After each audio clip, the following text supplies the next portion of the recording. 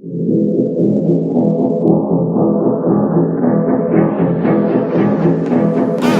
beat crazy.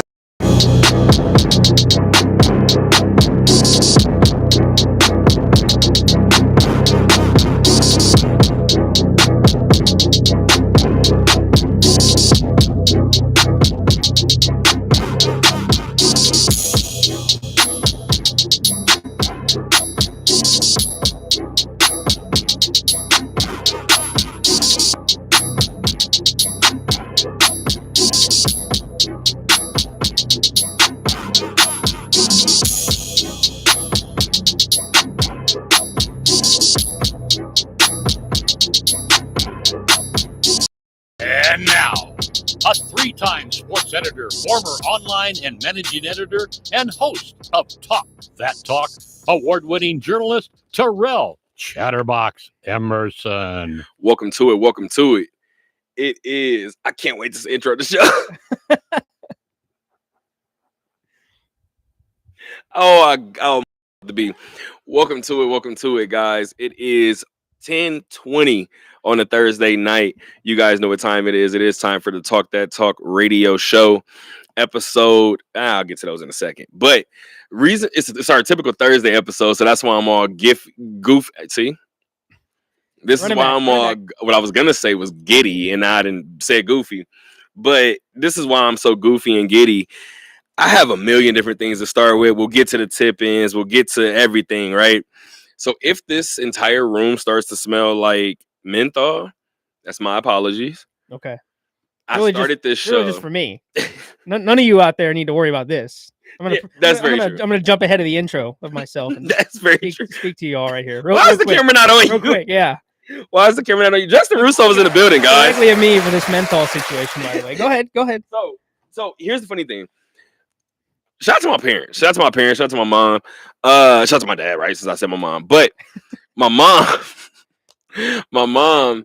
I was doing a show one time and she texted me and she was like, "Do you have gum in your mouth?" And I'm not gonna lie, brother, she broke something in me. As a grown man, I was like, I can never do this again. So when the show started, I was like, oh, I have gum in my mouth. So I reached over, grabbed my little bag or whatever. Typically, if I go through my bag, I'm like, I gotta have like a tissue. I got allergies. I gotta have something in here, right? I had a cough drop. I said, cool. So I went to go grab the cough drop. I dropped it. That's why I was like, bro, you can't make this up. Like, I'm literally scrambling. The camera's on me. Like, I'm live already. Not a good Things start. happen. But I went to tell my mom that it's out. Gum is out. So shout out to my mom. Yep. Shout out to her instilling that in me at a young age. Because, man, I think she did that. Might have been my first year at UNLV. And I was like, you hear it? And she was like, I can hear it. Like, it's moving around. Check it out. She caught it early. That's I good. was like, my God. Yeah, word. 100%. You know what? Round of applause for her once again. Shout out to my mom. And shout out to you guys. It's our Thursday episode of the Talk That Talk radio show. That's Justin. This is episode 47 of season 7. Episode 373 in totality of the Talk That Talk radio show. If you guys would like to go ahead and watch us, my mom said, good job. That's hilarious, bro.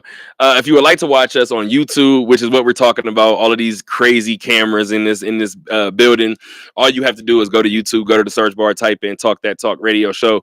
Once again, go to YouTube, go to the search bar, type in Talk That Talk radio show. It's pretty much the same across every platform. It's the same on Apple Podcasts, same on Spotify, Instagram, and Facebook. The one thing that's different is our Twitter. Our Twitter is at Talk That Talk LV. Once again, our Twitter is at Talk That Talk LV. We have a lot to get to today. Yeah. We have an extreme lot to get to today. So here's the thing. We were waiting originally for the end of the Raider game, right? And then the end of the Raider game decided to take preseason football is really, really, really, really bad. Yeah. And I'm taking that over. I'm taking everything else over preseason football. Yeah, it's kind of rough, especially when you get like the rosters are so big right now too, to where you're like, okay, I'll watch the first quarter, get some second stringers. Maybe that fifth round pick I want to watch in the third or fourth quarter or second quarter, and you get to like late in the game, and you're like, all right, like I kind of know who this quarterback is. Like I've heard people talk about him, but this undrafted free agent from D3 receiver out there, I don't, hey, hopefully he makes the team, but like I don't know how how important this is to the entire Raiders season. So it's definitely, look, guys are trying to get their spots right, but as a product on TV and watching it, it's like, I don't know. I'll go watch the Aviators scored 15 runs like they almost did tonight. 100%. That's what I would much rather do. Like, if you're gonna, we just had this conversation. I was Yeah. like, when we came in, and we'll let you guys behind the curtain a little bit. We were talking about games that were still going. So we discussed Raiders, and we quickly hopped over to Aviators, and I was like, yeah, it's a slugfest. Like, it's one of those. And in that moment, I was like, minor league baseball. I'm taking minor league baseball, like you just said, over preseason football. I just can't do it. I don't know what it is. Did she catch me beforehand? My mom might have texted me beforehand and said, "Take that out your mouth." Okay. So I might have been chewing the guy. It's a habit, brother. She just knew. It's maybe. Maybe she just sensed a disturbance in the force. Just I don't know what all it the way is, away. but I be getting nervous, dog. Like my mom is one of those parents to where even still, you can tell it's a Thursday show. Even still, no matter what she does, like she'll text me something, and because my mom is my mom, like most of our parents, they have the feelings, they have the whatever the case may be. When she texts me certain things, I look around and I'll be like, she's watching me, dog. Like she 100% has a camera on me. Like there's no way around it. So I'm gonna read this one from my mom in terms of a tip in, and then I wanna go about this Raider preseason game in an interesting way. All right. Yep. Before I do that, yeah, let's do studio talk real quick. okay. You guys see the setup behind Russo, and we're cutting that down. So Already. yeah, You so get me reaching for mine. I was like, yeah, brother, told you it's a Thursday show. Yeah. I told you, and it's one of those two to where I woke up Later. today. And I was I closed the bar last night, but normally when I close the bar, my insomnia kicks in a little bit, and I'm up to 4, 5, 6, 7 sometimes. It wasn't that. Went to sleep kind of decent. Like I think it might have been before too, and that's like 2 o'clock is a win to me if I'm closing the bar at midnight. So I said, okay. I woke up still tired, like So all day I've been yeah. tired. That's why I have the energy that I have now. I'm gonna be up till like 9 in the morning, brother. Oh, yeah. Like it's gonna be one of those. But again, you guys see the studio set up behind Justin Russo. This beautiful show is being shot from the beautiful studio here at the Harry Reid Research and Technology Park here on Sunset, here in Las Vegas, Nevada. We do have a lot to get to. Now, my mom's tip in. The funny thing is, hi, Mom. I didn't say her name a million different times tonight already, but here's the reason why. Some days I have tip-ins from her, sometimes I don't, right? Sometimes my mom sends me quotes, and I tell her all the time, like, that is applicable in, like, regular life. I don't know how I'm going to make this come across for the radio show. Now, this one kind of feels the same way, but I think once I read it, maybe you'll be like, okay. I think this can kind of fit in a couple of different topics on today's list, but I have no energy to dislike anyone. I honestly have no space in my heart to carry that mess around. I either love you, wish you well, or I hope you heal. Now, that would typically be a tip in that I tell my mom. Maybe I should start linking her tip ins to. Maybe I should start, because I usually leave it a little mystery. Yeah. I think maybe I'm gonna tell people where it's linked to.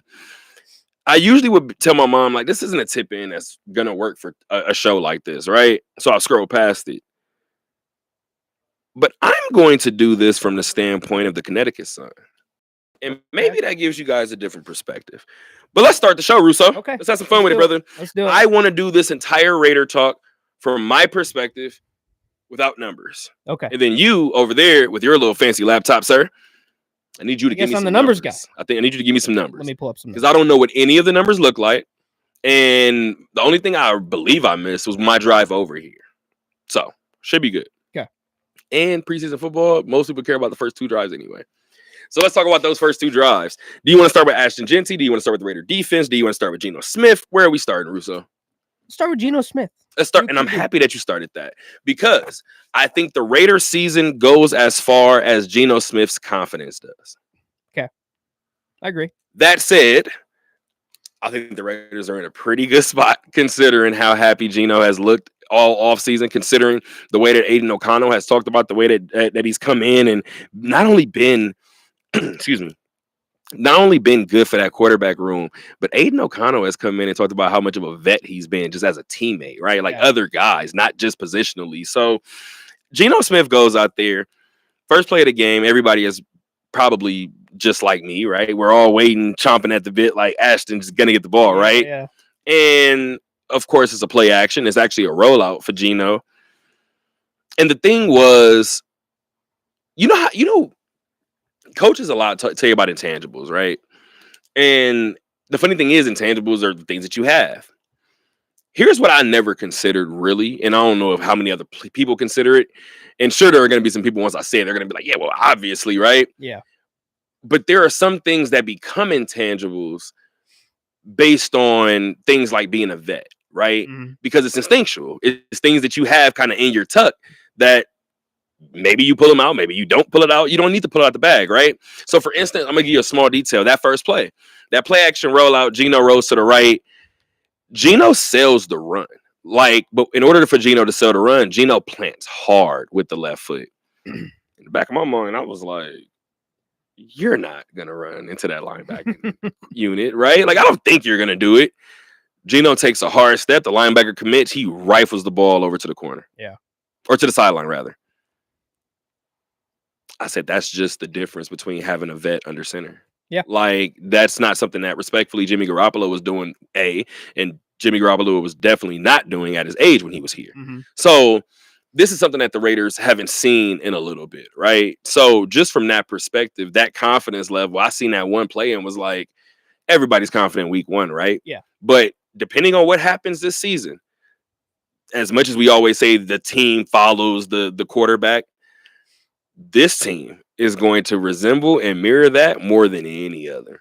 Yeah, and I think for Geno Smith coming in too, I mean, look, Aiden O'Connell has progressed in his time as a Raider, right? But there's a certain floor that I think you get with Geno Smith that is higher than what the Raiders have had for several years now, probably dating back to at least when Derek Carr was still in his prime and still slinging it. So, like you said there with that veteran kind of play, it's what you hear from Peyton Manning, right? When he was playing all those times, and how many reps that he would do in practice of almost trying to get that perfect play action fake down as much as it is putting that accurate pass in the corner on the receiver's numbers. You know, it's that repetition that you get as a veteran that you do over and over and over again, and you learn more and more about that and what little things become important in the play as a quarterback. And Aiden O'Connell, he's had flashes, right? I mean, and some of that is him studying and learning the playbook and learning the coverages. But I think a lot of it for rookie quarterbacks is I'm gonna try to get this on pure talent right here. Maybe I can show off the arm talent and sling it in there. Maybe I can scramble and make something happen. Whereas I think Geno Smith, like you said, just the comfort and the confidence that he's going to show, like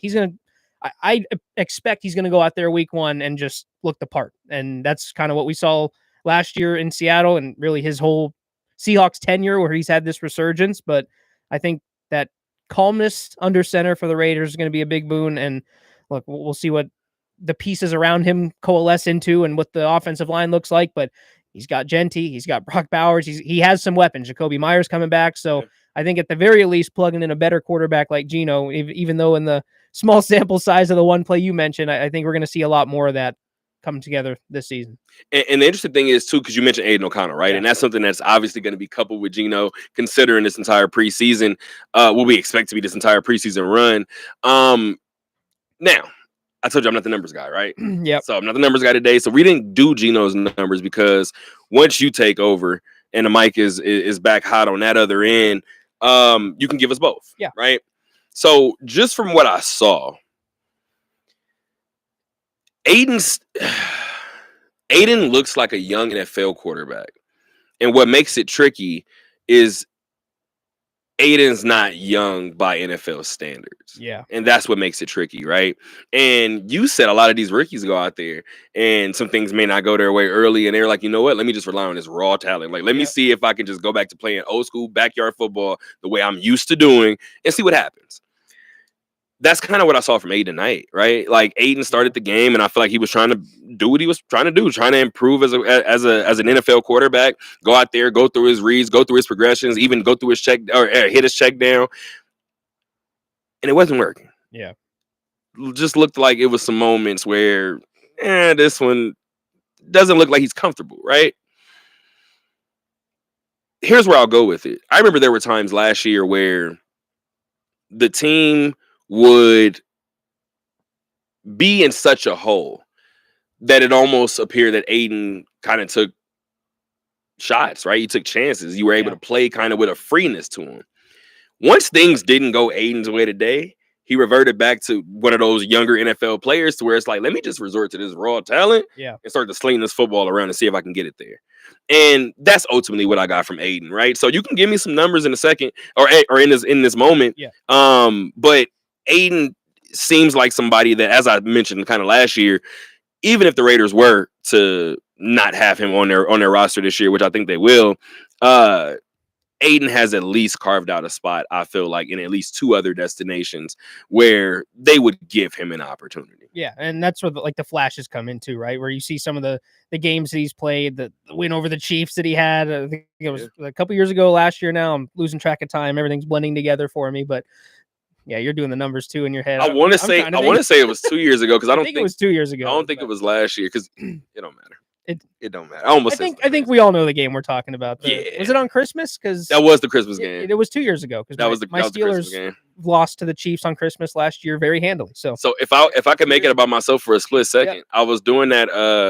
Somebody sent it to me, I think, and it was like, "Is this you?" And I was like, "What?" You know, the Raider like promo package for every game. Christmas morning, somebody sent it to me and was like, "Is this you?" And I heard it, and it was one of my questions to AP. I was like, wait a minute now.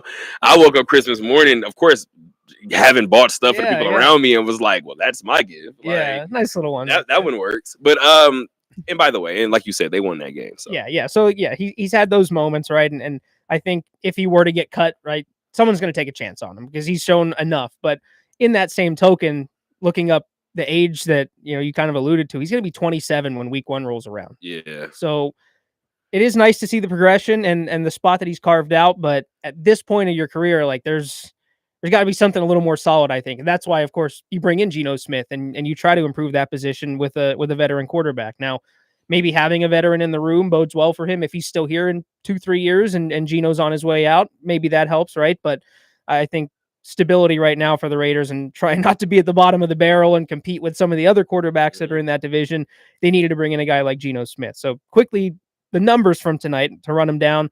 Geno Smith, small sample size, 1 of 3, 15 yards. I don't think we're too concerned with. I saw the one completion. Yeah, like I don't think we're too concerned with what most starting quarterbacks of his caliber at least do at this point in the preseason. Aiden O'Connell, a lot more run in this game. 18 of 30, 205 yards, a touchdown, but 2 interceptions to go along with him as well. So you get a little bit of the good, a little bit of the bad, and that's kind of what you brought up as well with reverting back to some of that raw talent in the second half and trying to use that when things didn't go his way. I think you'd like to erase some of those mistakes if you can. And it's certainly an avenue to do that in the preseason to get them out now while you can. But now with Geno Smith there, this could be the only time you get to really play. So it's nice to get it out now, but at the same time, you want to show a little more, I think, if you're Aiden O'Connell. And look, he's in a weird limbo spot. Like he's not going to be the starter unless Geno Smith gets hurt. So he has that opportunity, but you don't want to kind of sit there forever. And then we get 2-3 years down the line and the Raiders reclamation project of Aiden O'Connell is done and there's no progress. So yeah.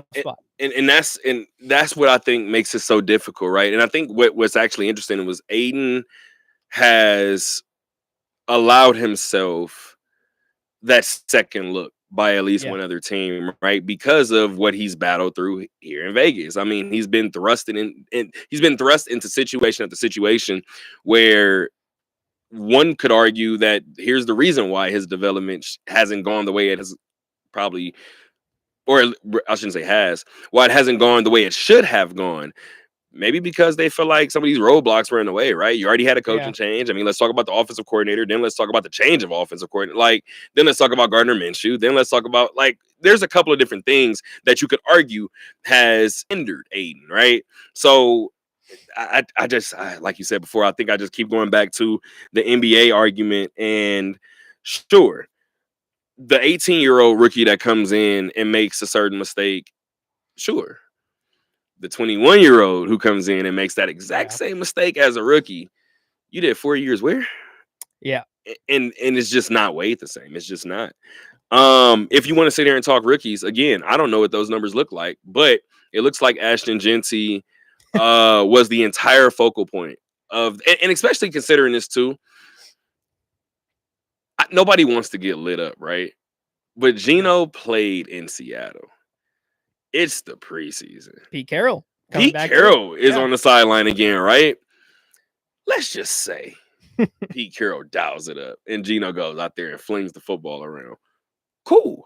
I think people will talk about that less than if Ashton Genty runs all over this defense in his first showing. Yeah. And those big boys up front didn't let him get out of the gate. No. And you know what actually, interestingly enough, crossed my mind in this game? His running back stance. Because it looked like talk of the town, yeah. Because it looked like he couldn't get off the blocks. Yeah. And I was just, now I want to go back and watch every single snap Yeah. and see what the positioning of his body was. Because it looks like him getting to the line of scrimmage was a hard thing to do today. Yeah. And it's one of those things you talk about a lot in basketball or baseball too. Do I mess with the swing that I don't like? Do I mess with the shot that I don't like? And I'm kind of in the camp of, look, if it's going to work, then let it go, right? I mean, there's funky shots in the NBA. Like, we see them all the time. But if the ball goes in, and you're not getting it blocked, I really don't care how you get the shot off. But when you start to get blocked a little more, or that swing ain't working as well as it should have, now we got to get in there. We got to tweak it a little bit. And that's where the coaching comes in. So it seemed something that was very, after the fact, the running back stance, you wouldn't think it matters that much. And I think, I haven't seen the game, right? So if he's in that stance, right, in those 3 carries that he had, then that's something to monitor.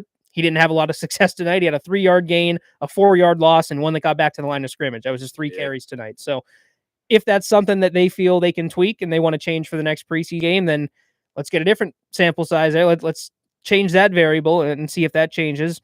But, we'll see. And right now, I still think I'm in the camp of, well, let it ride for now, because I don't know who played offensive line tonight. I didn't see how much run he had with the starters, so it's hard to measure things in preseason. And like you said, he's the hot shot rookie. Nobody wants to get ran over, even if it's for a drive or two. Like, that's the guy you want to key in on. If you are a starter on Seattle, you're like, okay, well, my job is on the line too. My reputation's on the line, even if I'm only in for a drive. Like, I'm not getting run over by Ashton Genty. Some people's jobs maybe on the first drive. So lots of things to perhaps take away from it, but only 3 carries. So interesting to see if it will change, right? Because that's something that we talked about and everyone got up in arms about. So I'm curious to see if it will change or what they do to it. And you asked him to change it before you saw him play. Yeah, that's the thing for me is, like, okay, we're in day 1 of training camp. Is this what we really need to be focusing on right now? Now with, a lack of success in preseason game 1, all right, maybe if you want to tweak it, I'm all for it. But it's I feel like there are bigger problems in the fact that he only gained 1 yard overall or negative 1 yard in this game on 3 carries. Like, let's work on the blocking. Let's work on other things before we touch the running back stance, I think. Very true. No comment. These Thursday shows can go off the rails. But I will say this. Let's talk about the defense really quick, because I've already devoted maybe 20 minutes to a Raider preseason game, and probably 19 more than most people will. So yeah, and that's not something that I should have done. So for this one, in terms of numbers, you can give me Drew Lock's numbers. Yep. And I'm not even sure who was starting at receiver, right? But the reason why is because I want to go back to what Pete Carroll said. Pete Carroll said, both of these football teams out here have said it, right? Well, actually, all 3. We look big, we look fast, we look explosive, we look all these different things, right? And he talked about the athletes that he had in the secondary. Now, I want to preface this by saying I held my tongue a little bit, because remember how I said a couple of years ago,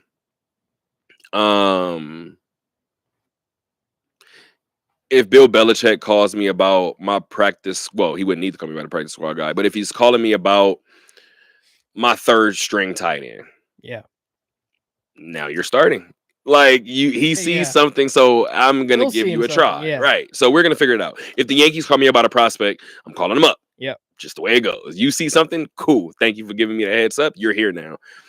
I say all of that to say, going into this particular game, I wanted to see what that secondary looked like. Yep. 3 days before, maybe 2 days before this gets done, I think I had the conversation with Tashawn Reed of The Athletic. I wanted to see what Jacorian Bennett was going to do this year. Mm-hmm. And as soon as I got excited, I talked about him all last year.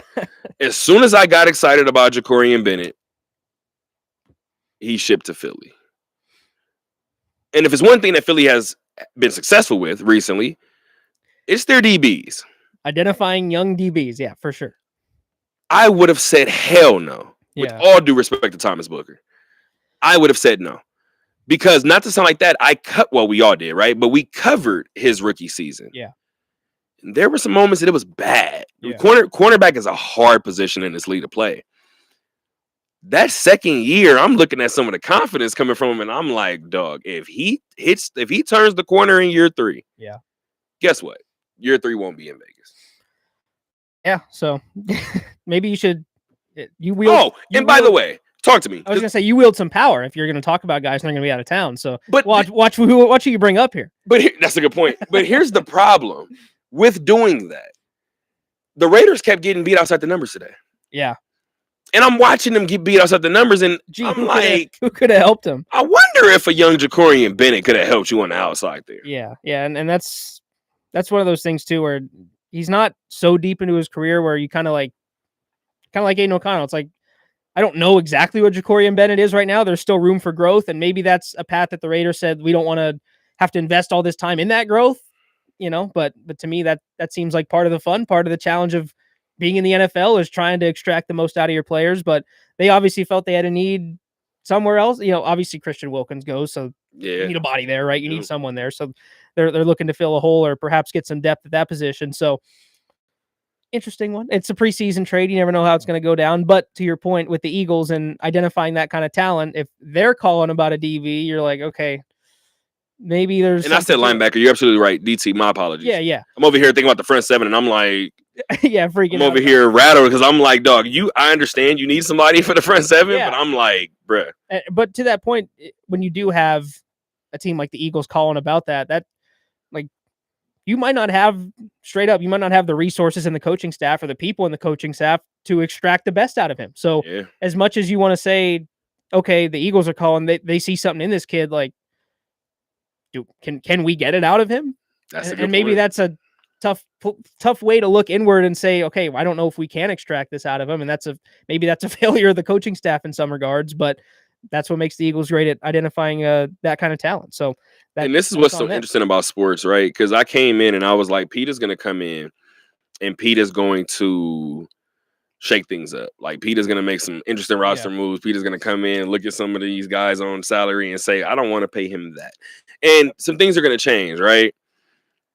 And in two very quick moves, as much as I love Pete, I'm sitting here as a UFC lover, right? Growing up, I'm sitting back and I'm looking at him like, well, because again, I trust Pete's decision making. Right. I mean, he's produced what he's produced.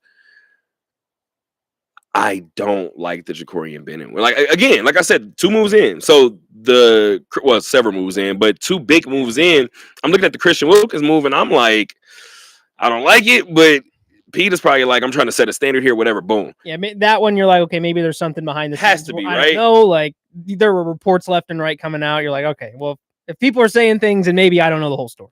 And then it's Jacorian Bennett when it happens, and I'm going to be honest, I'm just salty. I'm just sitting at home staring at my phone like there is no way in hell you gave up on him. Like, not now. Yeah. There's no way. But again, for Booker, too, like, that he's coming from a place that also has incredible depth on the defensive line. So it's a little give and take, right? Well, maybe this guy didn't have the right opportunity in Philly to really play to his potential. So let's see if we can ship him off. If you're Philly, you're thinking, okay, let's ship him off and we'll get something for him because we don't really need depth at that position because we're already incredibly deeper. So it could work out for sure. Look, we're analyzing an August trade 100%. 2 days after it happened, and we haven't seen either of these guys play for their respective teams yet in their new uniforms. So we're just going off of, what we've seen. And I think Thomas might have actually suited up tonight. Okay, yeah. So we don't know what the exact look is going to be, but and don't get it twisted too, because I just said, I'm saying what I'm saying about Jacorian Bennett because I do think the upside is what it is. Yeah. Thomas Booker is going to make plays this season. Yeah. Like it's gonna happen. I think it's a little different too when you look at Bennett, and it's someone that you've identified that has been here, that you keep watching the progress, and it slowly builds, and now it's like, okay, now that's gone. That's a storyline I can't follow, whether you're a fan or covering the team. Sure. It's like, okay, now that's just off my radar, and I have to completely switch gears. So until we hear that he has 2 picks in, I don't know, a Sunday night game against Dallas. How it goes, right? Quickly to get to the numbers for Seattle. My dad's gonna hate that. to bring him up. Drew Lock for Seattle, 12 of 22, 147 yards, 1 touchdown, 1 interception. I'll mention Jalen Milroe as well, since he played in this one, 6 of 10 for 61 yards on his end. So combined 198 yards for Seattle through the air, 1 touchdown, 1 pick, and looks like a fumble as well. And it ends in a 23-all tie. Yeah. Lovely. Shout out to no overtime in the preseason. Right? So who needs more? I'm not going to call it bad football, but who needs more preseason football?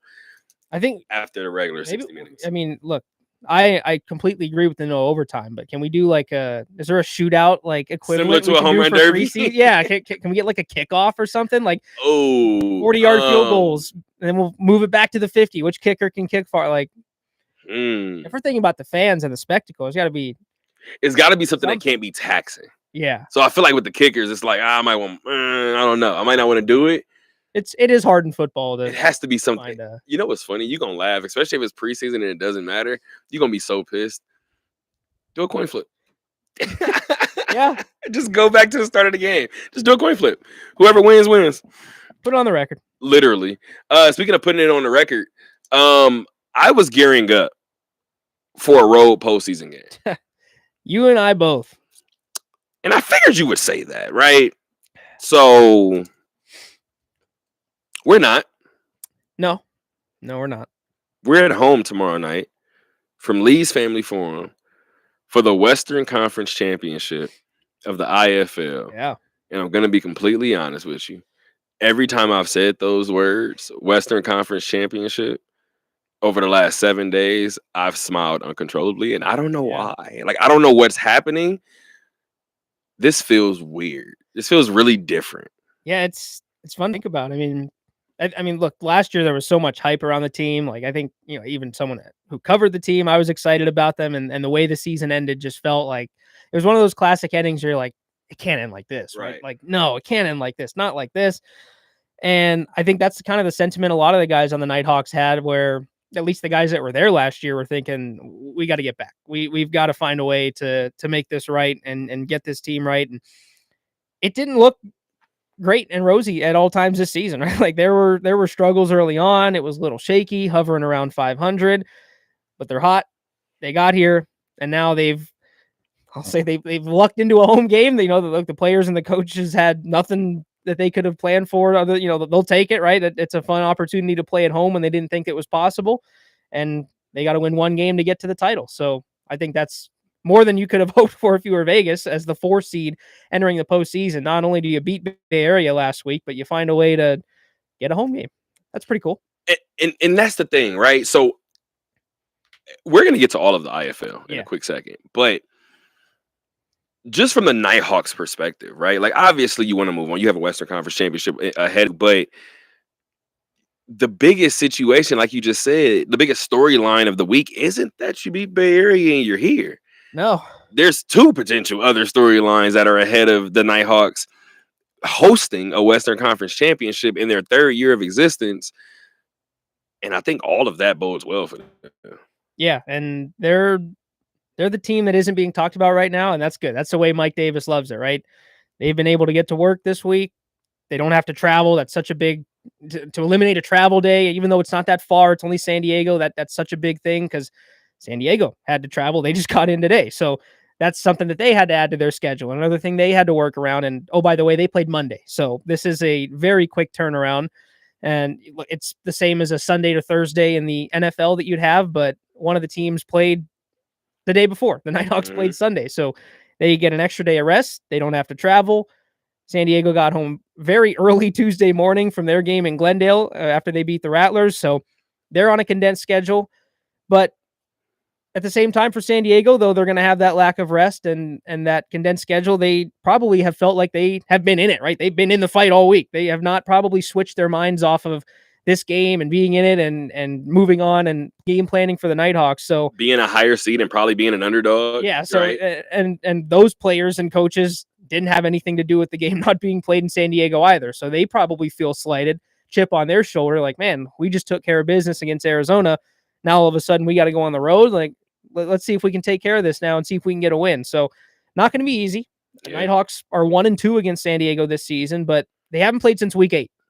It was 3 games in the first 8 weeks. So and 2 in the first 3 weeks. Yeah. So they saw a lot of each other very early on. They haven't seen much of each other since. And both of these teams are arguably 2 of, if not the 2 hottest teams entering the postseason. I think Vegas specifically was really hot entering the postseason. And we kind of had the caveat of, all right, they're playing well, but is it the competition they're facing, or is it really the makeup of this team? And I think we got a big answer last week with the win over Bay Area, where it was probably one of the, if not the most complete effort they've had all season. I mean, the defense shutting down Bay Area for most of the second half, offense scoring a bunch of points, James Caesar's touchdown that he scored. So Vegas is firing on all cylinders right now. They get a home game. It probably feels like they're playing with house money a little bit, but at the same time, you don't want San Diego to come in and knock you off in your home building. So I think this is a focused Vegas team nonetheless that can reset and kind of get to the task at hand and focus on that IFL championship game that they want to be in. Okay. So yeah, there's a lot to unpack for this game. Yeah. So I'm thankful that you did. I don't even know what time I'm supposed to be at the building tomorrow. I have it written down.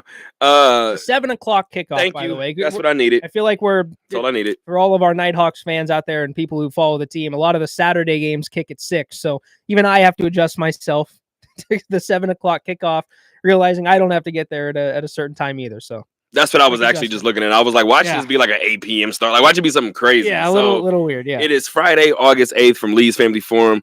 Russo just told us about it. 7 p.m. kickoff. I was going to tell you guys that they were 1-2 against the Strike Force this year, but I don't have to. So let me tell you about something else. Yeah, I just did all my notes. Ben sent his nice pregame boards over, so I was able to update all my notes before I came over here. So I have a million numbers running through my head right now. So this is amazing. If at any point you want to drop some random ones, please let me know. Yeah, let me pull it up. I'll see. I'll scour through them, see what I can find. So. Okay, so excuse me. We see it in the IFL a lot, right? So the IFL has had their hands full all week long. So let's get to the fact that San Diego is in the Western Conference Championship. Let's start with that. Yep. Last second win over Arizona, right? Literally on the final play as time expired. Yeah. Something that team knows very, very well. They've done it to a team that we know very, very well, right? Yep. So they've broken the hearts of Vegas fans on the final play of the game. And here's what's so interesting about the IFL. And ironically enough, I had a conversation last week when the Aviators were in town while I was watching the Nighthawks play. Dick Calvert asked me the question. He was like, so you could send one guy, or how many guys can you send in motion? And I started laughing. And I was like, okay, cool. I said, so, and he was like, can they be over the line of scrimmage? And I was like, no. And he was like, it looks like they're over the line of scrimmage. And I was like, that's the weird thing about the IFL. Yeah. Every play looks like it could be that way. Yeah.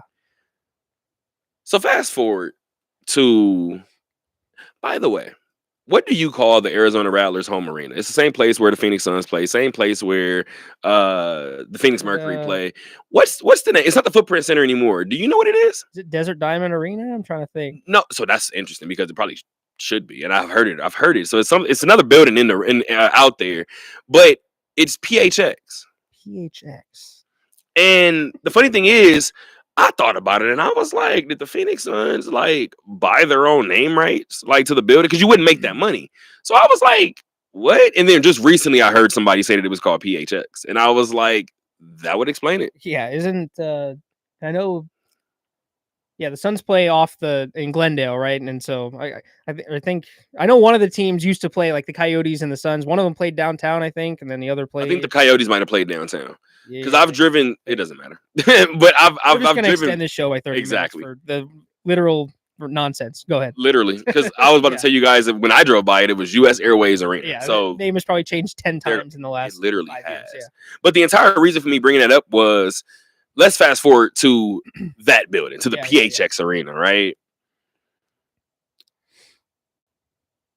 If it can happen on every single play, final last second plays are up in the air and their judgment calls, Yeah. right? Arizona loses on the final play. Arizona wants to protest the game. And this is what's interesting, because normally when you hear protest, you hear the game is being played under protest. Yeah. There was no more playing to do. So they tried to protest a playoff game where you got sent home. Yeah. So you're already in a weird spot, right? They apply for the why am I blanking on the name? I just said it. They apply. I mean, they Protest. yeah, they apply for the protest, and the IFL did acknowledge the protest, and they released a statement. And now you're going from numbers guy to librarian, because you have two statements for me. Yeah. And really only one sentence stood out to me, but you could read the part of the statements that stood out to you, because the IFL gave an answer to Arizona. And in doing that, they also gave a kind of an addressal. I mean, a full addressing of potentially if this were to happen in the future. Yeah, so the IFL essentially came out with their statement, said that after they collected everything, comprehensive review, there was a judgment error during the review. I had to mute my mic because I'm way too immature for this topic. I'm way too immature for this topic, though. I'm sorry. Their words, they have determined that game officials committed a judgment error during the review process. So on that last play, there were flags thrown that they believed there was a false start. The flags were picked up. Arizona, it kind of looked like they stopped playing, because if you see a flag for a false start, that the play is dead. They throw the touchdown, flag gets picked up. Crazy sequence that it took a while to review.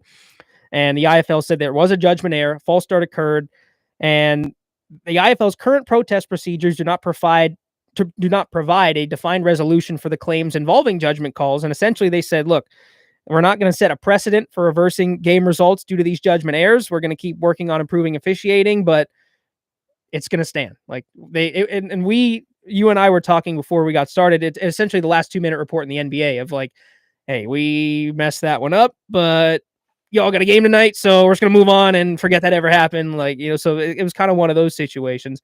Arizona Rattlers, of course, were irked and not very happy at that one, because let's be honest, they felt, and they reigning champs, by the way. Yeah, they felt they had a very good chance to overturn that and end up winning the game. The IFL responded, and then here's the protest. I'm trying to scroll through the Rattler statement here as well as I go to read it, but yeah. Oh, you're perfectly fine. Because the era, here's the thing, and this is why I was trying to like mute my mic originally, because if I'm an Arizona fan, player, coach, front office, announcer, anything, right? I'm angry. I'm beyond angry. The reason why I did laugh is because of every reason that you just read, Mr. Justin Russo. And real quick, the last 2 sentences of the Rattlers statement here. Yes, I think I need those. The Arizona Rattlers as an organization accept the ruling by the IFL, but stress that it will come with consequences for the error by the officials and the manner in which the matter has been handled. The Rattlers' strong tradition of playoff success was cut short by an unfortunate and avoidable lapse in judgment. As a result, both the team and its fans were deprived of the chance to pursue a second straight championship. Not happy. I like it. And I was telling you, and not probably even for a show like this, not appropriate to pull up, because I think what we got? Kevin Guy was just frustrated after the game. I was telling you about his rant that he had. If you send it to me, I will play it. Yeah, like I'm telling you something. Let me find the tweet here that I send it to me, and I will get it going. Here's the reason why I was snickering back here. Is as much as I'm on Arizona's side. The reason why I'm snickering in the back is because of every reason that you just said. The IFL came out and said, "Hey guys, we heard there's a protest. Here's what happened. We went back, reviewed the footage. They were right. We messed up. So here's what we're gonna do about it. Absolutely nothing. All of these words are for nothing. Just wanted to let you guys know we kind of messed up. We're gonna train these guys again. Make sure they watch the right film. You know. It also reminded me of the Fail Mary, the Seahawks Packer. I didn't even think about the team involved until I looked at your face. What is happening right now? What is happening? Until I looked over your face and it all that almost connected. broke me. I was like, oh, wait a minute. I shouldn't have brought. You know what? To be fair, how about the Jesse James non-catch for the Steelers? Let's twist that knife into me as well there for a second. When I just saw the look on your face crashing down. Like, oh boy, I made a mistake there. I made a mistake. In the back of my mind, you know what I said? I said, what did I do to him? Like we were. What do you say? We were getting along like this entire time. So I am going to go find that tweet right now. I just texted it to you. See if you want to pull it up. This is really funny. Yeah, it's Thursday. Okay. I'm actually down to play the entire thing because we have a lot of football to get to, and this is new, guys. Like plain and simple. This is about that time of year. Honestly, a lot of our listeners are huge football fans, so they would like for us to discuss football for an hour. So let's get to what Russo just sent over. This is This is, and I'm gonna say with Nick King, actually at Nick King Sports, shout out to him. Yep. What his exact words. Here is the absolutely legendary tirade by Arizona head coach Kevin Guy. Where's the phone? There we go. Operations was bullshit. I mean, clock guy, Thursday night, replay guy, they're fired. They won't work with me again. I tell you that right now. I got to have that information so we can make decisions. The flag was thrown, okay, for a false start, and then they went and reviewed it and picked it up, okay. I mean, it was just the whole thing was a clusterfuck, okay, and you know, it just seems like we always get screwed at home at the end, all right? Don't really give a shit if the league finds me or not. Don't care. I'm so tired of the referees being a part of the game. I'm so freaking tired. He threw a flag for false start, then they go over there and pick it up, okay? So, you know, at the end of the day, the clock, we thought the clock ran out. You know, I'll go watch the game, see the film, whatever. But I am so tired of these kind of games at our place, okay?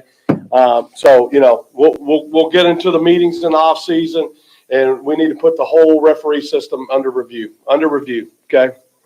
I'm just fed up with it. Okay. It just seems like all these games always happen here at our place. Okay. And, you know, we scored a touchdown right before halftime. They call it back, you know, saying hands to the face. Well, you know what? They had their hands all over us all night long. I bitched about it all year long, about these DBs wrapping our receivers up, pulling. They can't touch you after 5 yards. This is not college football. This is professional football. They cannot touch you after 5 yards, okay? And they got their hands on it. We got college referees calling pro games, okay? And that's the problem right now. They don't know the damn difference. I mean, you know, the communication. It was a dog and pony show. I can tell you those guys, they won't be welcome back here, reffing here again. I can tell you that. I don't give a damn. We'll fly guys, 5 guys in from the East Coast every game. I don't care.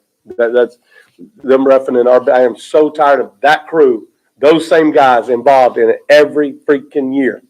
Okay, and then they tell me every year that Arizona crew is one of the best. That's a bunch of crap. Okay, that is a bunch of crap. So I'm tired of dealing with it. You know, I haven't seen it because the damn replay people wouldn't play the damn thing in our building. Piss poor production, just what I said.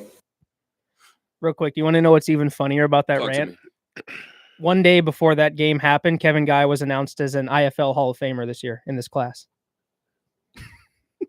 That's one of your newest Hall of Famers for 2025 right there. I wonder what he might have to say in the induction ceremony, but I'm going to do it.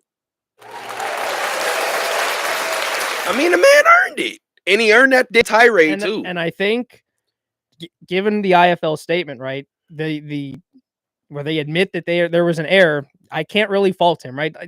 Any other coach in that same situation, in that same circumstance where the flag gets picked up like that, it's the end of the game, it's a playoff game, you're going for I'd be mad too. At the heat of the moment, I can't blame him. So it's one of those frustrating rants, but if that were to happen to you, I mean, I can't really. Oh, I thought you meant me, Rizzo. I would have gave that entire tirade on the field. Like Yeah. it would have been. Don't worry about been some that table, that little backdrop. Don't worry about that. Yeah, Don't there would have come been on some out here, guys. legendary things. I would have been at the goal line, like so. So when you take off, you cannot pass this line. We would have been on the Pat It would've Beverly been with bad, the brother. camera, What? the Bill Cowher putting the What? paper in the ref's kidding the ref's me? pocket. Yeah, Speaking of everything like Pat Beverly, there's a video going around of Roan telling him all the mishappenings of Karl Malone's past, and Pat Beverly realizing it in real time. And I would love, me, I love to call people out and be Yeah. like, "You're lying." Pat really looked disturbed in the moment and was like, we shouldn't say his name anymore. Thank Yeah, you, yeah. Pat. That's what we've been trying to say. Another one on board with it. That's fine. Yeah. It is what it is, brother. I think more people need to say it. Anywho, Yes. back to this. Back to the team we covered. Yeah. If we covered the Arizona Rattlers right now, I think our phones would be on fire, brother. Oh, So here's the thing, and he keeps saying in our building, in this building, right? So you and I just basically talked about it for 10 minutes. We gave him his credit for the last 5 and said he deserved that to go on that rant. My dad said it reminds him of the Dez catch, non-catch. Absolutely. As a Packer fan, I was me and my dad didn't watch the game together. That's It was that bad. It was hectic. I'm in my room. That happened. I went to him and I had Aaron Rodgers. So I'm like, I trust that he'll be fine on the back end. Yeah. But I went to my dad and was like, that was a good. Like when they rooted what they rooted, I was like, I looked at my mom and was like, I'm going back to my room. Yeah. Like I'm getting out of here. So talk about another playoff game, right? Yeah. So just from that perspective, Kevin has all the right in the world to be upset, right? But here's what's interesting. And I don't want to be this guy. Kevin Guy also owns an IFL team, correct? Which team is it? Yeah. Which team is it? It'd be the Rattlers. He owns the Rattlers. I thought so. I want to say that he owns it. Google it. You know what? Please. Yeah. Google it. Now I'm getting my wires crossed. I want to say he owns a different team in the IFL. Yeah. So, and I always thought that was just weird in itself. But anywho, this is why I think another reason why he's even more mad today. Not today, but when the news broke. He comes out and he says what he says, only to find out that Tucson. Sorry. Yeah. so he owns Tucson, the Sugar Skulls. Yeah, Yes, yeah. Thank you. The So, Arizona teams really is hard to keep track of sometimes. and yes, 100%. I completely agree with you, and I think we I should got you. have. Is it 4 teams? No, it's Northern Arizona, Tucson, Arizona. Yeah. I don't know why I thought it was a 4th one. I was like, please don't. Hey, if there's 3, there's room Might for as well, 4. Yeah, right? we can fit another one in there. You know, like California, tell it. Yeah. So this is what I will say. He's upset about that, and I'm with him.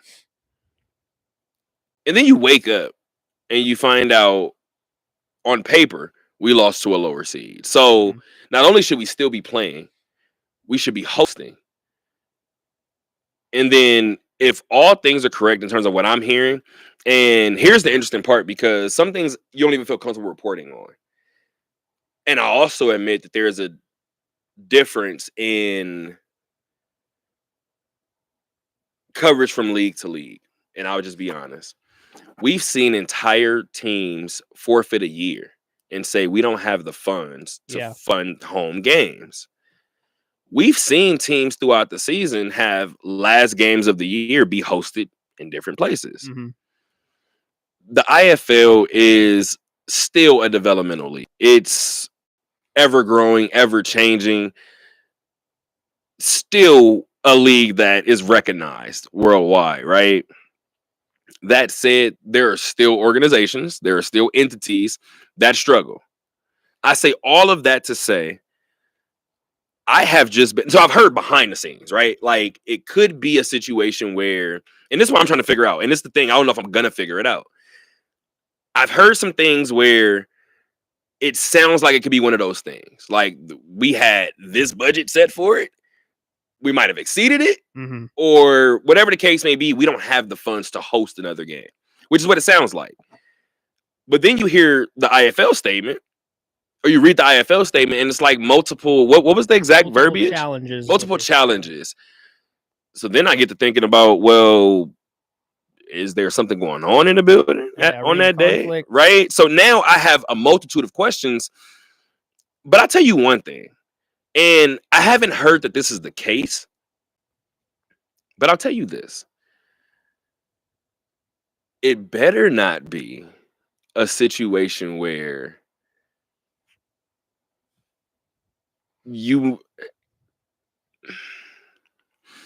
we've seen it firsthand, where everybody is like, oh, every athlete wants to win. Listen to the 520 podcast. Jeff Teague will tell you what he was saying at the end of the bench. Yeah. So not all the time, right? I hope it's not one of those situations to where we have it and we don't want to go through the hoopla of actually hosting another game. Mm-hmm. That's what the answer can't be. I'm cool with if you ran out of money. I'm cool because I don't think you're broke, right? It just means for the 2025 season, this is what I have for it. I ain't got that no more. So I'm cool with you running out of money for the season. Russo, I better not find out that San Diego wanted no part of hosting a game. If we just went out and beat the number 2 team in the conference, we've earned our home game. Yeah, and then whatever the case may be, right? You hope it's not that, but and it sucks for the players and coaches first and foremost who. I even think about that. For San Diego, they earned a home playoff game, right? They went out, they took care of business against a higher seed. Things happened elsewhere where the Nighthawks took down Bay Area, and they were staring down the barrel of a home playoff game to get into the championship. That's a dream for them. So they certainly don't want to be in that spot right now. They felt like they earned it. They went out, they played really the last few weeks. They've had to play Arizona a couple times to get in and then beat them again to advance 2 weeks in a row. So now they're in this spot where they're on a quick week. They have to travel, and that's frustrating, right? And I think, like I said earlier, with that chip on their shoulder, regardless of what's going on over their heads, players and coaches got to go out there. They got to perform and they've got to play. And, we'll have on the broadcast tomorrow, we'll have a little bit of a timeline that you'll see of San Diego's week that they've had in terms of the schedule that they've been through, because it was extremely tight. We talked with Taylor Jenniser, their head coach, today for our broadcast tomorrow on Fox 5, and Ben Wilson and I and Ashley Weiss, who's going to be on the broadcast tomorrow.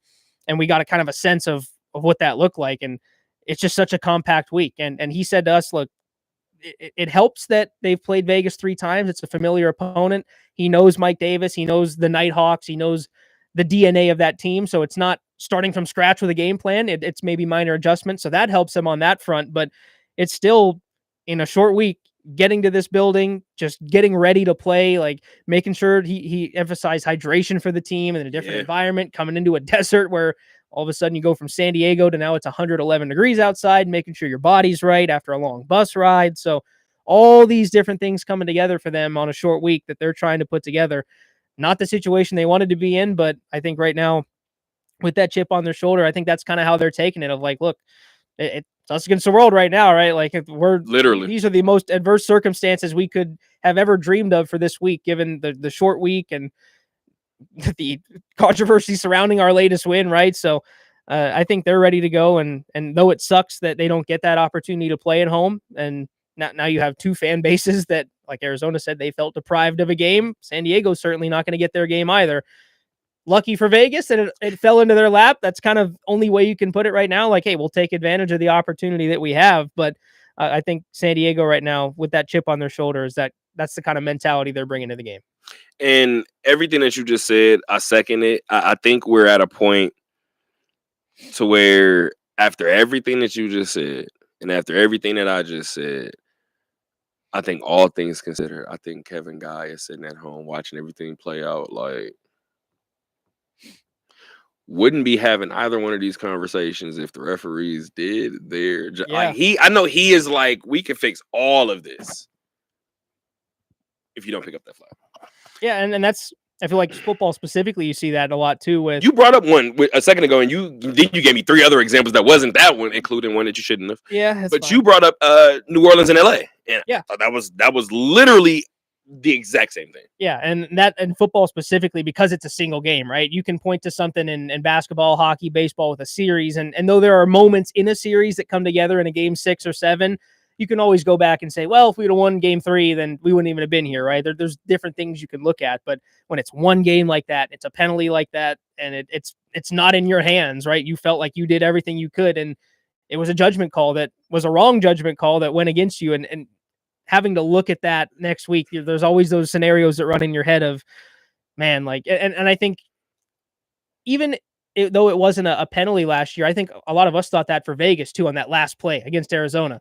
Like, man, if we got to stop there, look at how Arizona just ran the table and they dominated the rest of the way. Like, you just put that in your head of it came down to one play, and that for Vegas was more of a schematic thing, right? It was in their hands to stop that play, but for Arizona, it hurts even more that what more can you do if you're Kevin Guy or you're the Rattlers, right? So frustrating for them to be sitting at home for sure to have to watch this all unfold in the next couple of weeks, especially given they're going for back-to-back right now. Yeah. And I just have a simple question for you, sir, as we are already into, well, I guess technically we're into the second hour clockwise. Yeah. We are officially into the second hour of the Talk That Talk radio show. But the question that I have for you, sir, is are you ready to have these exact same type of conversations in about, I don't know, about 15, 16 days or so? Except it's about Dan Mullen's UNLV Rebels. I'm so dead ass, dog, and it's because it's a Thursday show and just life is great. I told you guys, and I'll reiterate one more time. Every year, in terms of my favorite teams, right? I don't talk about the Packers almost every year because I feel like every year the Packers have a shot. And I feel like I'm kind of jinxing it to be like Super Bowl. Like, I think anything is on the table. There are 2 teams in 2025 that I will not discuss. Somebody was like, the Golden Knights, the Aces. No. I won't discuss the Aviators. And I won't discuss UNLV football. The fact that we get to see a Dan Mullen game, is that your game on the 23rd? That's your game, technically. Yeah. So I just thought about that. So technically, we could be in the building and we get to see Dan Mullen on our sideline. I got to be honest with you, Russo.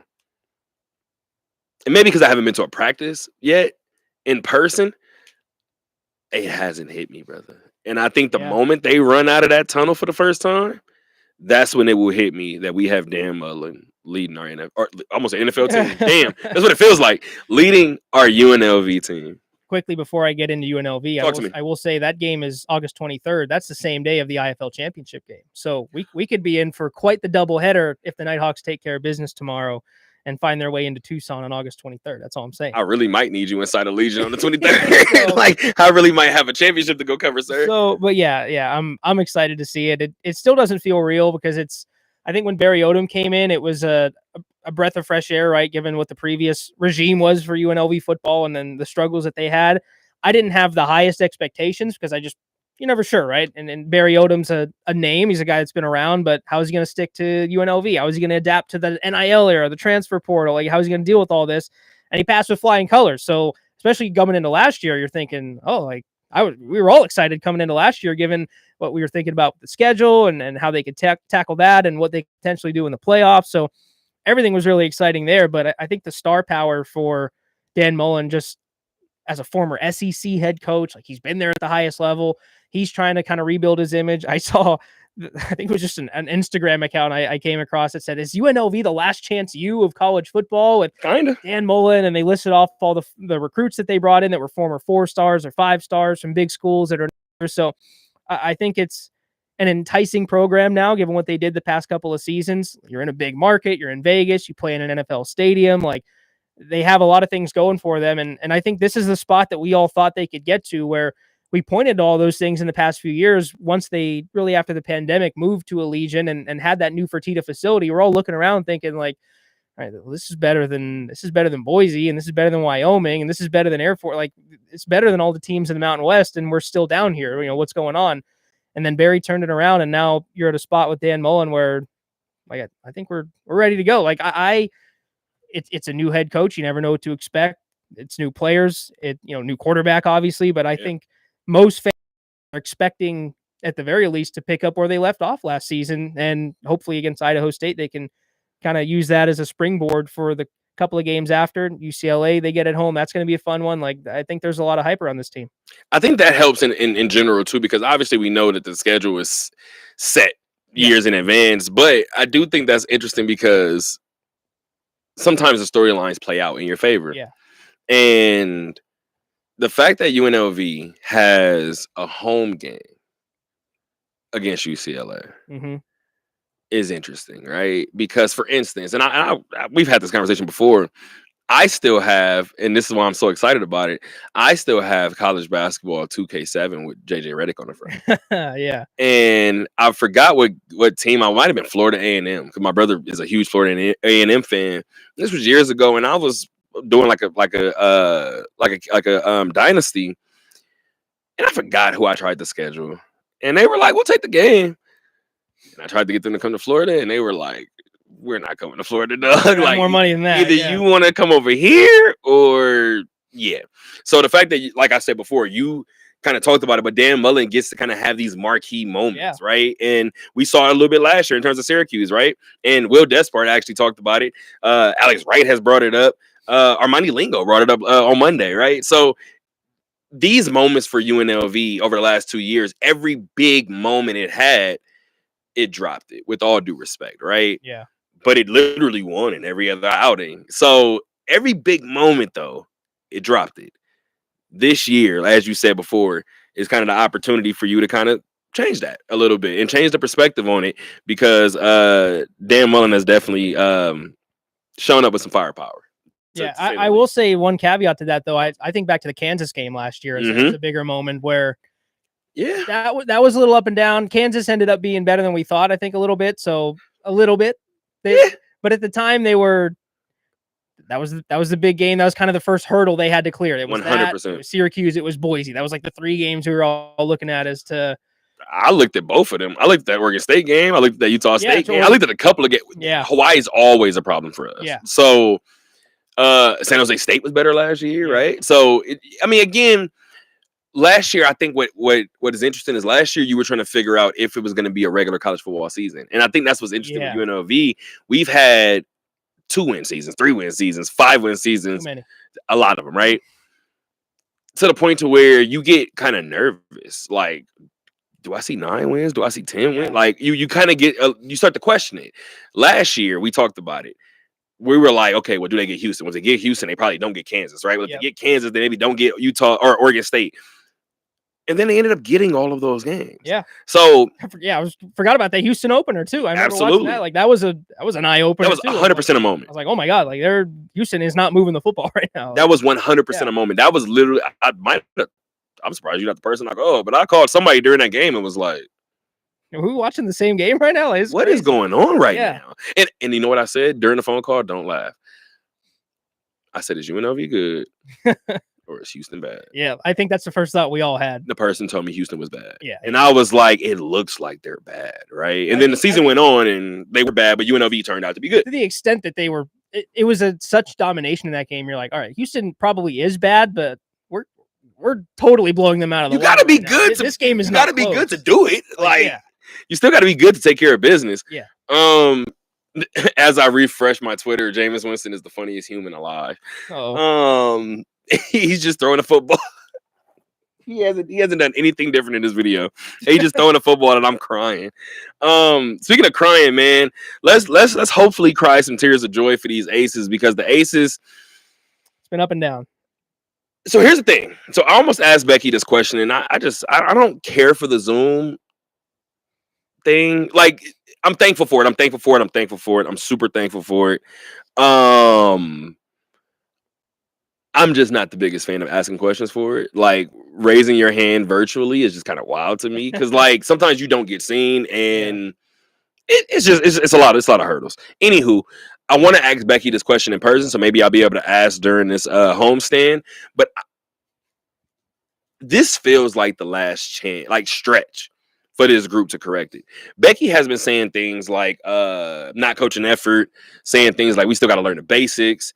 It's like asking somebody to walk before crawling. We're in August now. So I have maybe I'll ask her pregame for one of these games, but I just have to know if she's viewing this home stretch now. This is the funny part. I knew that the Aces had a lot of early away games, right? Yep.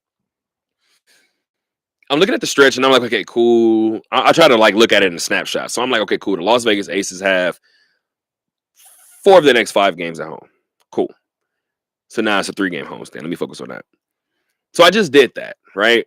And now they just had that road game against Golden State. And they have another 3-game homestand starting. Mm-hmm. You have another stretch where I think you have 5 in the next 6 at home. You get why I want to ask Becky that question? Yeah.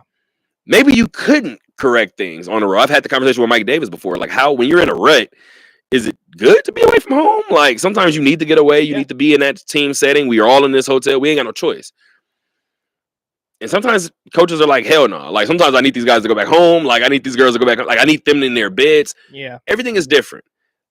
My only question to Becky is she viewing this as, it's obviously not last moment, not end all be all, but is this the last stretch to kind of, in terms of horse racing, are you approaching, you know what I mean? Like, are you approaching where you guys want to be? And we'll get to the specifics of the game in a second, but just as it stands right now, the Aces are 16-14, tied for 6th in the WNBA with the Seattle Storm. But here's the thing, and I've done this the past couple of weeks. They're a game behind Indiana for 5th. They're 2.5 games behind Phoenix for 4th. And they're 3 games behind Atlanta for 3rd.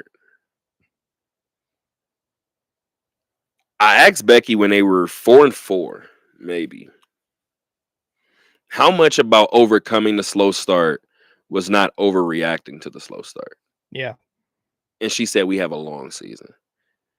If they finish in the top 3, I'm going to play that audio for Becky and just stare at her. If this team figures it out in August, this might be one of the latest turnarounds I've seen. Oh, yeah. And you mentioned all those teams ahead of them. They're 2.5 games out of 10th from behind. That's how tight it is right now. I mean, you look at Vegas 16-14. They did themselves a favor. The Valkyries are right behind them, a game and a half back at 14-15. Washington? Sparks are 14-15 as well. Washington's the next team at 13-16. They're 11.5 back, 2.5 back of the Aces. And the team after Washington is further back? Chicago is 8-22, and Dallas is also 8-22. So okay, so we're I'm not. sorry, I'm talking 11.5 back of Minnesota at the top. I should Okay, say. gotcha. The Aces are 9 back of Minnesota. Washington 11.5 back of Minnesota. Nobody's catching me. Yeah, there's only 2.5 in between those two teams. But it's funny you bring up Minnesota too, because for as much as the rut that they're in, like if you take out a couple of the Minnesota games, like really it ain't that bad. But you can't ignore 30 and 40 point losses though to the Lynx every time you take the court with them. I mean, dating back to earlier in the season, it wasn't as bad. It was 14 points. I just saw it when I peeked through the schedule. 14, 31, and 53. Yeah, the 53. I asked the players stands the question. I asked, it was Jewel and Meg, I think. And here's the thing, right? Because for as much as we do, and you cover hockey, and this is the beautiful thing because you cover your Golden Knights very, very closely, and your Henderson Silver Knights. Damn, Russo. A lot going on. And things you do, and things get to, we just talked about it. Things run together. Days literally run together. Like I bookmark my days based on games, and people think I'm nuts, but it helps me. Yeah. I say all of that to say, you know better than anybody, while we get paid to play to talk about and play a child's game, all of this is repetitive. Like you have certain moments where you get a De'Erica Hamby allegations and you'll be like, whoa, this is not a regular day at work. Yeah. You have those moments, right? It's on you to figure out how to go about making this interesting. I asked Jewel and Meg after that 53-point loss, I said, well, I mean, if you go throughout, like you just said, if you go throughout the schedule, there's a 14-point loss, there's a 31-point loss, there's a 53-point loss. I said, as the season has gone along, has Minnesota become more difficult to figure out? And I'm going to be honest with you. I pat myself on the back. I think I smoked that question because that's a respectful way of saying like it looks like they putting belt to ass. Gotten worse dog. every time. It's they putting belt to ass, and it looks like we do not want to be in the gym with them. And that's my only takeaway. My only takeaway is if the Las Vegas Aces end up in the 7th or the 8th spot to play Minnesota or New York, they will not make it out the first round. Yeah, and it's even harder to take in that result too, given that Nafisa Collier is injured. So you're talking about best player, one of, if not the best player in the league right now. That was she injured in that game against Vegas? Yeah, so she got hurt in that third quarter. So I think she went, and everybody was ripping Cheryl Reeves for it. And I'm like, hey, it's not my fault. I'm up 25 with, or 35 rather, 35 in the third quarter. Fee got hurt maybe a little under 7 in the third. So it's like, I'm not mad at Cheryl for having her in there. She probably was going to sit the entire fourth. So I'm not entirely mad at it. She did avoid catastrophic injury. So good on her part. But here's the thing. Do you like the Aces' chances against Seattle? I probably shouldn't have asked you anything. Yeah. Do you like their chances against Phoenix? Maybe. I mean, better than Minnesota or New York, that's for sure. I mean, that's what's interesting. They're all just kind of in a pack right now, where I'm like, they could beat them, right? I could see them losing. I could see them winning. And here's the thing. I've been really high on Phoenix since the offseason. It shocks me that I feel like Vegas would win that series. Yeah. I have Vegas beating Atlanta if they were to go and play them in a series. Mm-hmm. Russo, I'm so mad that I didn't have the camera on you, because when I asked you about Seattle, you kind of gave me a look like, I don't know either. So Seattle's the one that I'm kind of like, it could go either way. I like their chances against Phoenix. I like their chances against Atlanta. Yeah. I don't think they have a shot against Minnesota, and then New York would kind of be bad. All things considered, as you said before, if they keep winning and keep focusing on what's in front of them, they don't have to worry about what's behind them.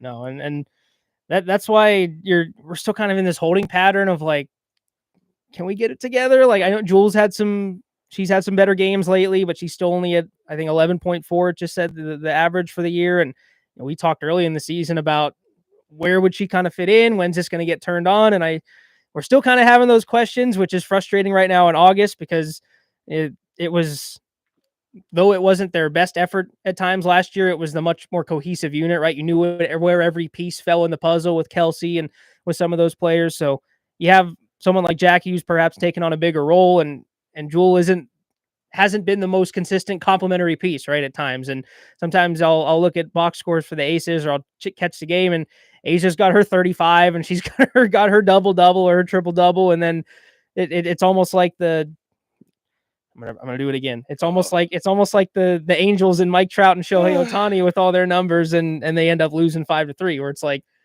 those numbers were unreal. It was Jacob DeGrom-esque. It was like Trout homer twice, Ohtani tossed 7 scoreless, Angels lose 2-1 or 3-2. It's bro, what the hell just happened? How did you even put that in the same sentence? There was nothing more frustrating than seeing Mike Trout homer twice, and I'd be like, yeah. Look at the box score, 2 solo shots. I'll say, hey, look, and we got 5 hits. For my Pirates, too, Paul Skeens had a home victory. I think it was 2 weeks ago. He had a victory at home. They said, this is Paul Skeens' first victory at home since April. I said, all right. That's awesome. That's great. That's when you got to take your cap. Best pitcher in baseball can't get run support for 3 months on his home turf, but that's fine, man. Hey, man. I just thought about this. Typically, I open up podcasts by telling people, like, if you went on a trip, like, you talk to me now. We get your trip out the way first. I'm mad at you, sir. Because round of applause for you, man. Yeah. You finally saw a Pittsburgh Pirate W. I'm doing it again, brother. Yeah, I sent. My dad thinks it's the funniest thing that you had, like, your negative, like, in person pirate stories. I had he thinks it's hilarious, brother. I sent it to a friend that I added up some of the numbers. Let me see if I can find it here. I hope you can. Because I was in San Francisco before the game, and I was like, how have I been? So before there was a 3-2 win for the Pirates that I witnessed, so that was great. But before, I saw a 3-0 loss to Milwaukee, a 17-1 loss to the Dodgers, and a 6-2 loss to the Nationals. So that's 0-3 with a 26-3 run differential in 3 games before the one that I showed up for against the Giants. So You keep showing up. yeah, That's the worst part. the run differential is still awful. It's terrible. Like, we're still way in the dumps, but What is we that? got the win out of the way. Minus 22. now. So it's what, 29 to 5, I think. 24. Okay, well, Or there it 20 is. 28 to 5 or 28 to 6. It's not good. Whatever it is, We're it's bad. Luckily, I was going to be really this is mad hilarious. because they won the first game of the series. And as I'm watching the second game, it's a tight game. It's back and forth. I'm like, I swear to God, if this is the game they lose and then they win tomorrow on the final, they ended up sweeping, so it was fine. But I was like, man, if I'm here for the only loss, I'm going to be very, very mad. But no, I got to see them win. That was fun. First win in person. I think that was the last of my teams that I hadn't seen win in person yet. Good for you, bro. So I've seen a win now for all my squads, which I'm doing it again. I'm pretty happy about. That's a big deal. I couldn't imagine like traveling to Lambeau and like the Packers. Be so mad, yeah. I'd be like, okay, this is a long ass drive back today. Last Steelers game I went to was the Steelers 49ers week 1, where I remember that. killed. I remember that. It's so bad. I text you and said because you posted it, and welcome to a Thursday show. You posted it, and I swiped up and said something like "good for you," like week 1 something, and you were like, "At least I was happy for the first 6 minutes, something," and I was like, "Yeah, that went left." Yeah, it was pretty bad. It was pretty. He was like, "Yeah, I was happy for all of 10 minutes in the building." The real win though was the San Francisco weather, man. Oh my God, I've never experienced something that beautiful in my life. I went from 110 here and I landed in degrees. I was like, this is amazing. I'm sure you got there and was like, "This is beautiful." I don't have nearly enough money to live in this city, but God, I understand why people do. I was like, this is great. Complete sidebar to the other sidebar. Yeah. Do you realize that you just chopped that temperature in half unknowingly? You said Yeah. it was 110, and you said it was 55 when you landed. It was beautiful. It's literally half, Yeah, brother. it was a dream. And let me tell you, it hit me like a brick wall when I got off the plane. I Back was to Vegas just about the to day say. after, and it was 110 again. I was like, man, this sucks. I was like, Brother, my one time in San Francisco, I was like, yo, I never want to leave. it's Like, insane. I ended up walking out of my hotel at the end. Like, I'm walking around the hotel. Okay, this is great. Yeah. By the time I walked out, it was raining. I was like, nah, I really never want to leave. No, yeah. So- What is this stuff falling from the sky? It's Word. Somebody told me, somebody was like, the way that you are with like rain and everything, and you like clouds, you should move to Seattle. And I was like, honestly, Yeah, like I not a bad wouldn't be idea. against it, to be honest with you. But let's go ahead and talk a little bit about Seattle, right? Yeah. The Aces have Seattle tomorrow night, 7 p.m. from the house, from the Michelob Ultra Arena. I am here to let you guys know as I stare into this camera, I will not be there. Russo, we have a championship to go play for. Yes, we do. So, We have a little bit bigger things at hand. you know, not like Playoff. championships or like, not like championships are like easy to come by, Nah. but Daryl Harris, my guy D Hoop, will be in the house Nice. covering the Las Vegas Aces tomorrow, trying to take over sole place, Very good. sole possession rather of the sixth spot in the W. That is the first of a 3-game homestand, and I believe the first of, what did I say, 5 of 6 from home? Yeah, I believe so. Something like that. So I got 2 quick bank account stories, and then we'll get to our typical baseball wrap, and we'll get out of here, man. My dad's tipping is on basketball, by the way. Okay. I read my mom's tipping, and I said what I said originally because as much as I understand the Connecticut Sun being like the fan base and even some loyalists and purists that are on the team or like in the front office and things, the idea of the Connecticut of the WNBA not having a team in Connecticut kind of seems weird because I like the fact that you can't ignore that UConn team. So there's going to be a team in Connecticut, right? I think a couple things come into play. I think not winning obviously comes into play. I remember they asked Asia after Asia had 2 games in 3 days, I think, in Connecticut. And they asked her after the second game, like, how did she feel, like, physically? And she was, the first thing out of her mouth was, I want to get out of the Mohegan Sun Arena. And she was like, this is no disrespect to, like, Connecticut, no disrespect to the Mohegan Sun. She was like, but I just want to get out of here. And respectfully, I've never been to a Connecticut Sun game. But I'm going to guess, Russo, and say that when you walk into an Aces game, which would mean that you're walking around the Mandalay Bay. Yeah.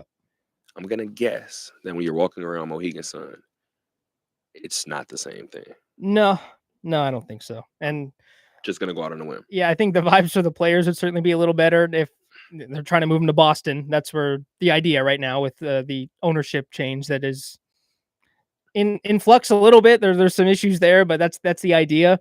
I think for the players, it's better for them. Obviously, I think they would like to be there. I've never been either to Connecticut or a Connecticut Sun game. I know somebody that's been to Connecticut. Yeah.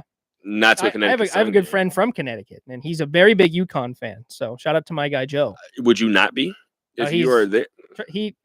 Joe's my guy, but he's a Yankees, Patriots, and UConn fan. So he has just been dumped on with He's the championships. worst friend to have. He's He's literally the worst human to be He has been around. blessed with championships in this 21st He's century. literally the worst human to be. Like, he can go to sleep with, what did you say? A Tom Brady jersey, a Derek Jeter jersey, and a Brianna Stewart jersey? I'm like, man, hell no. You got more championships than most people will see in their lifetime. I'm like, No, literally. Yeah. Like, he went to UConn too, so he's got the credentials there. So shout out to Joe. But that's it's funny. So, But I think, from a fan base perspective too, and when you see some of the, I imagine if you're a person in Boston, in a bigger city, right? You don't want to go out of your way necessarily on the weekend to go to a Connecticut Sun game, and it's a lot easier to say. I don't know if they're planning to play at TD Garden. I would it'd be assume nice. I would assume that's one of the spots they're looking at. But regardless, if it's anywhere in Boston, it's just easier to get those eyes on you, easier for that access, you'd think. So I think for the team, like you said, that is struggling right now, maybe this is a different conversation if they're perennial contenders and they're getting into the championship every single year, right? But I think right now with a struggling team, perhaps an opportunity for them to move to a bigger market, kind of revitalize them. And I don't know what new branding might come with that. It better England, new Boston, we'll see. But Better be some green in there too. You better yeah, live up to adopt it. the Celtics kind of. If you're gonna do it, do it. Identity, yeah. But we saw the success with the Valkyries, right? I mean, look, it's a new team. You're going to get that with a new team, but they sold out the Warriors Arena at the Chase Center for that first game. There's a lot of interest in that team right now. So A whole lot. the market's there. The league is growing at a rate that it hasn't probably ever with Caitlin Clark and some of these young stars. So strike while the iron's hot, maybe. And here's the thing, because I'm with you, and here's ultimately why my mom's tip-in did get read on here. Yeah. Because as much as I feel like they have the right to be angry, like this should be a staple in the league, the Houston Comets currently don't have a team. Yeah. The Detroit Shock don't have a team, right? So we've already said this before, but the state of Florida doesn't have a team. Seems wild. And that blew my mind when I boiled it down and was like, wait a minute. So just from that perspective, I think ultimately this is what the icing on the cake was. Russo, they were perennial contenders. That's the thing. You had Alyssa Thomas, you had Jonquel Jones. You know the Jonquel Jones situation was going to play out how it played out. I want an MVP. I want to win. I'm getting out of here. Yeah. Then you stumble upon a star in Dejanay Carrington. Respectfully, now the move could have already been, like the sale could have already been coming. The move could have been already coming. Yep. That fire sale they had this offseason, again, I think there's even a way to do it. The fire sale looked like you didn't care. Yeah. And speaking of Alyssa Thomas, triple double tonight, first ever with 3 straight triple doubles in WNBA history. So talk about people that you're letting go that are just like we were talking about with Jacorian Bennett earlier, looking afar at some people that have gone on and balled out. You're like, damn, all right, now I got to watch this. And I don't think AT would have left. Yeah. I think AT would have been a lifer in Connecticut. Like, it just would have been what it would have been. I'll put it this way, and I'll end it with this in terms of Connecticut talk real quick, because this isn't even like a gender specific thing. I've said this before. If we are in open runs at the gym and Alyssa Thomas is in the gym, my first pick will be Alyssa Thomas. Yeah. And I know people are going to look at me and be like, why?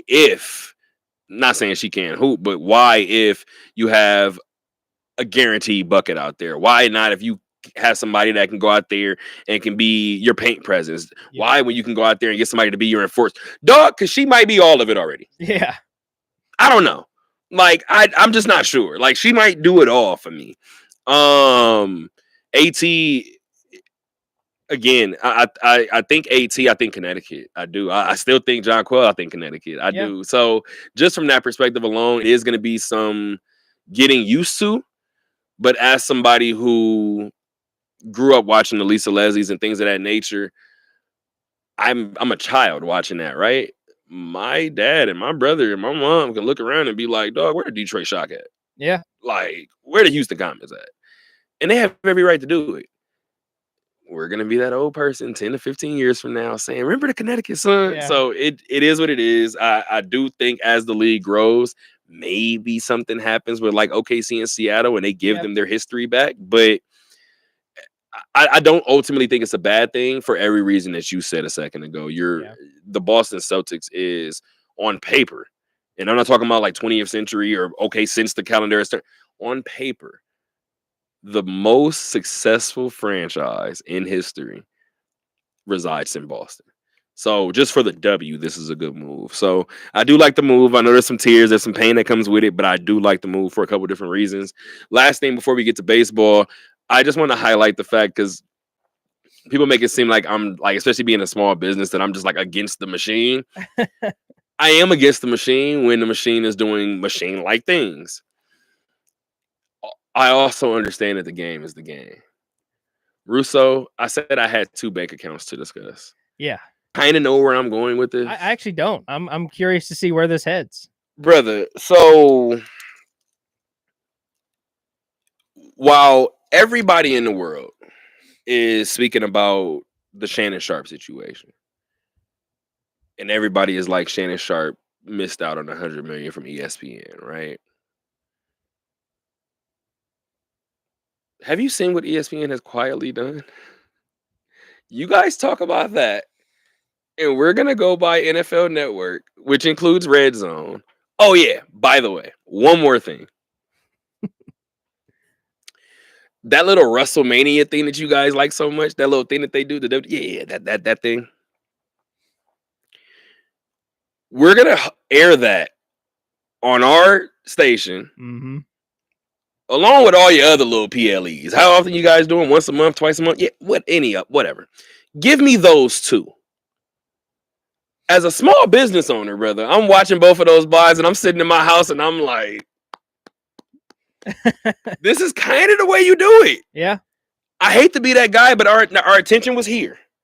Maybe our attention was always here, and we were going to do these deals.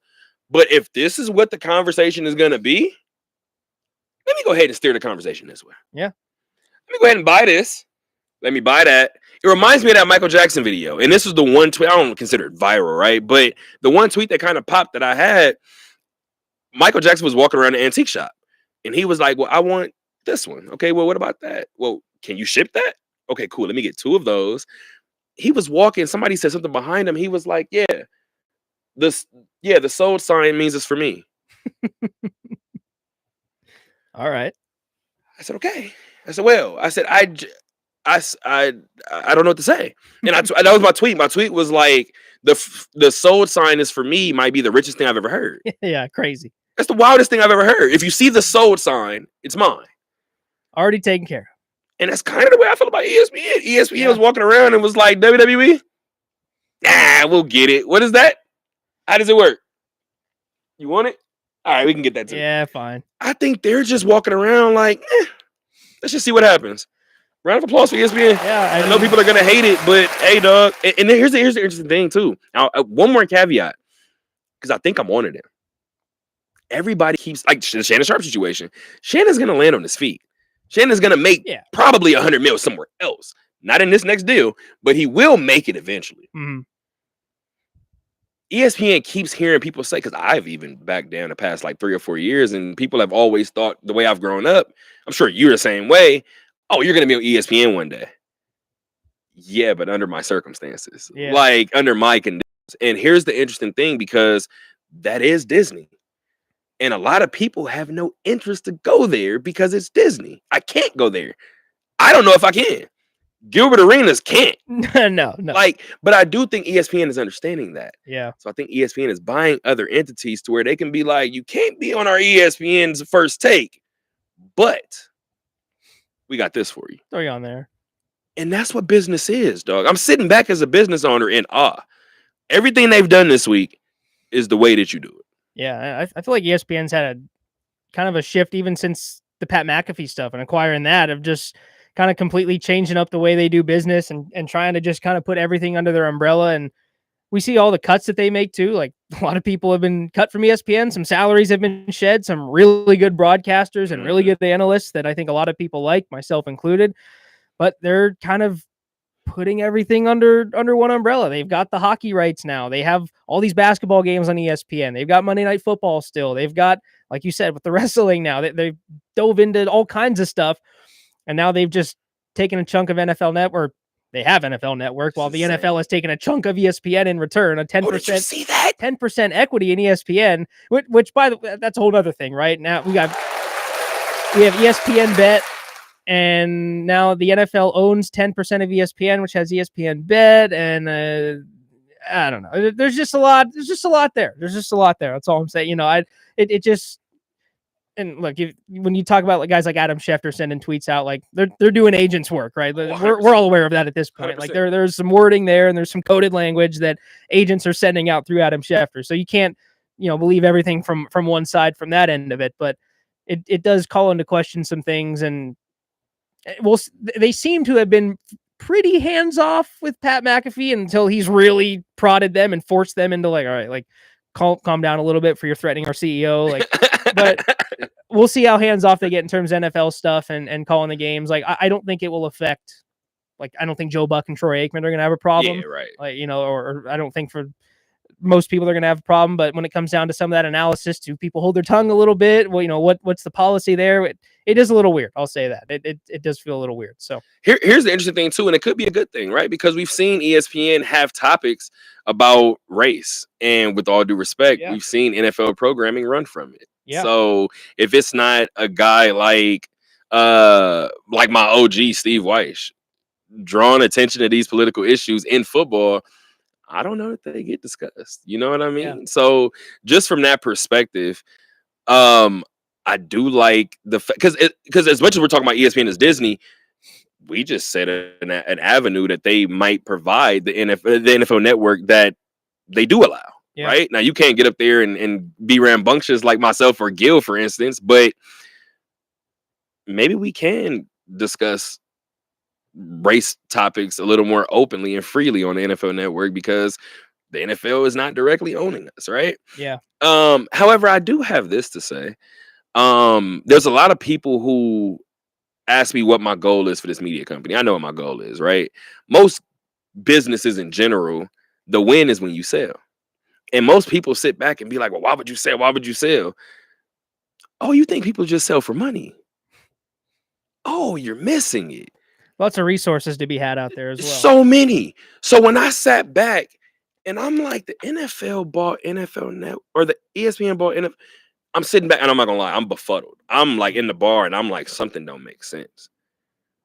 When that story popped up on ESPN, but I seen in the brackets that the NFL will acquire 10% equity in ESPN, I said, no. That deserves to be a ticker by itself. Yeah. No. I said, because this is what I meant before that Marshawn commercial. I know I'm gonna get got, but I'm gonna get mine more than I get got. Yeah, exactly. That's what life is. We're gonna spend money. We're gonna get bamboozled. We're gonna sign contracts, and we're gonna look back on it and be like, damn, I shouldn't have signed that. Life happens. And this is what I've always said. Somebody said something about extortion to me like a year ago, and I was like, extortion isn't bad if it works both ways. And people looked at me like I was crazy. I said, you have to, any contract you sign, the other person feels like they're getting the better end of the deal. You feel like you're getting the better end. Yeah. So you may feel like you're getting one up on them. They may feel like they're getting one up on you. Everybody's happy in terms of the deal. That's what I mean when I say extortion is not bad if it works both ways. So the NFL is sitting there getting chewed out by fans. I was mad. I was like, what? Now they're about to add, because now they're about their dollar. Now they're going to look at you and be like, so what? Your little red zone was what? 24? No ads? Yeah, nah, Yeah. Albertsons, come here. Yeah, no. We're gonna bring in some we of this. saw that at the end of last year too. With the We're gonna 7 hours of, and it was the not commercial free, it was 7 hours of uninterrupted football. It's like, come on now. Like ESPN Okay. heard that and was like, dog, so we got Walmart right here and we gonna give them this 40 seconds. Yeah. So your little football can wait. Mhm. And I think that's the way they're looking at it. So I'm sitting back and I'm like, why would the NFL diminish their product? I'm telling you, brother, all my befuddleness, that 30 minutes, 40 minutes of me trying to figure it out, I seen 10% equity and was like, I get it. That ain't nothing. I said, they didn't sell the league. Yeah, They sold NFL net. Okay. I'm sure the NFL was like, you want what? Take it. sure. We Yeah. get 10%. So now we get to sit at the ESPN table. Mm-hmm. People are y'all tripping. 10%, I This mean- deal is huge. 10% of ESPN is a significant chunk of the pie for Bro. what they gave up, like you said, of NFL Network, and And we're already the NFL. yeah, it's huge for them, right? And maybe on the other end too, that maybe that makes the ESPN content a little better. Now I'm invested in making sure ESPN doesn't put out this shitty product for the most of the time, and people are complaining about certain aspects of it. Like maybe there is more resource that goes into that too. So who knows? 30 for 30 and NFL films are about to be. Oh yeah, Are you kidding me, brother? And- Y'all get to sit together and figure Yeah. this out? and hey, the player access and all that, the highlights that they can use too. Like you never know, that can go a long way. Russo, I got baseball for you, brother, and I think I'm done. Let's do it. Yeah. What did this Aviators game end at? I didn't keep track. $1 million to a little less than $1 million. Nice. So here's the problem. After we talk, the Aviators didn't score anymore. Okay. So that's the problem.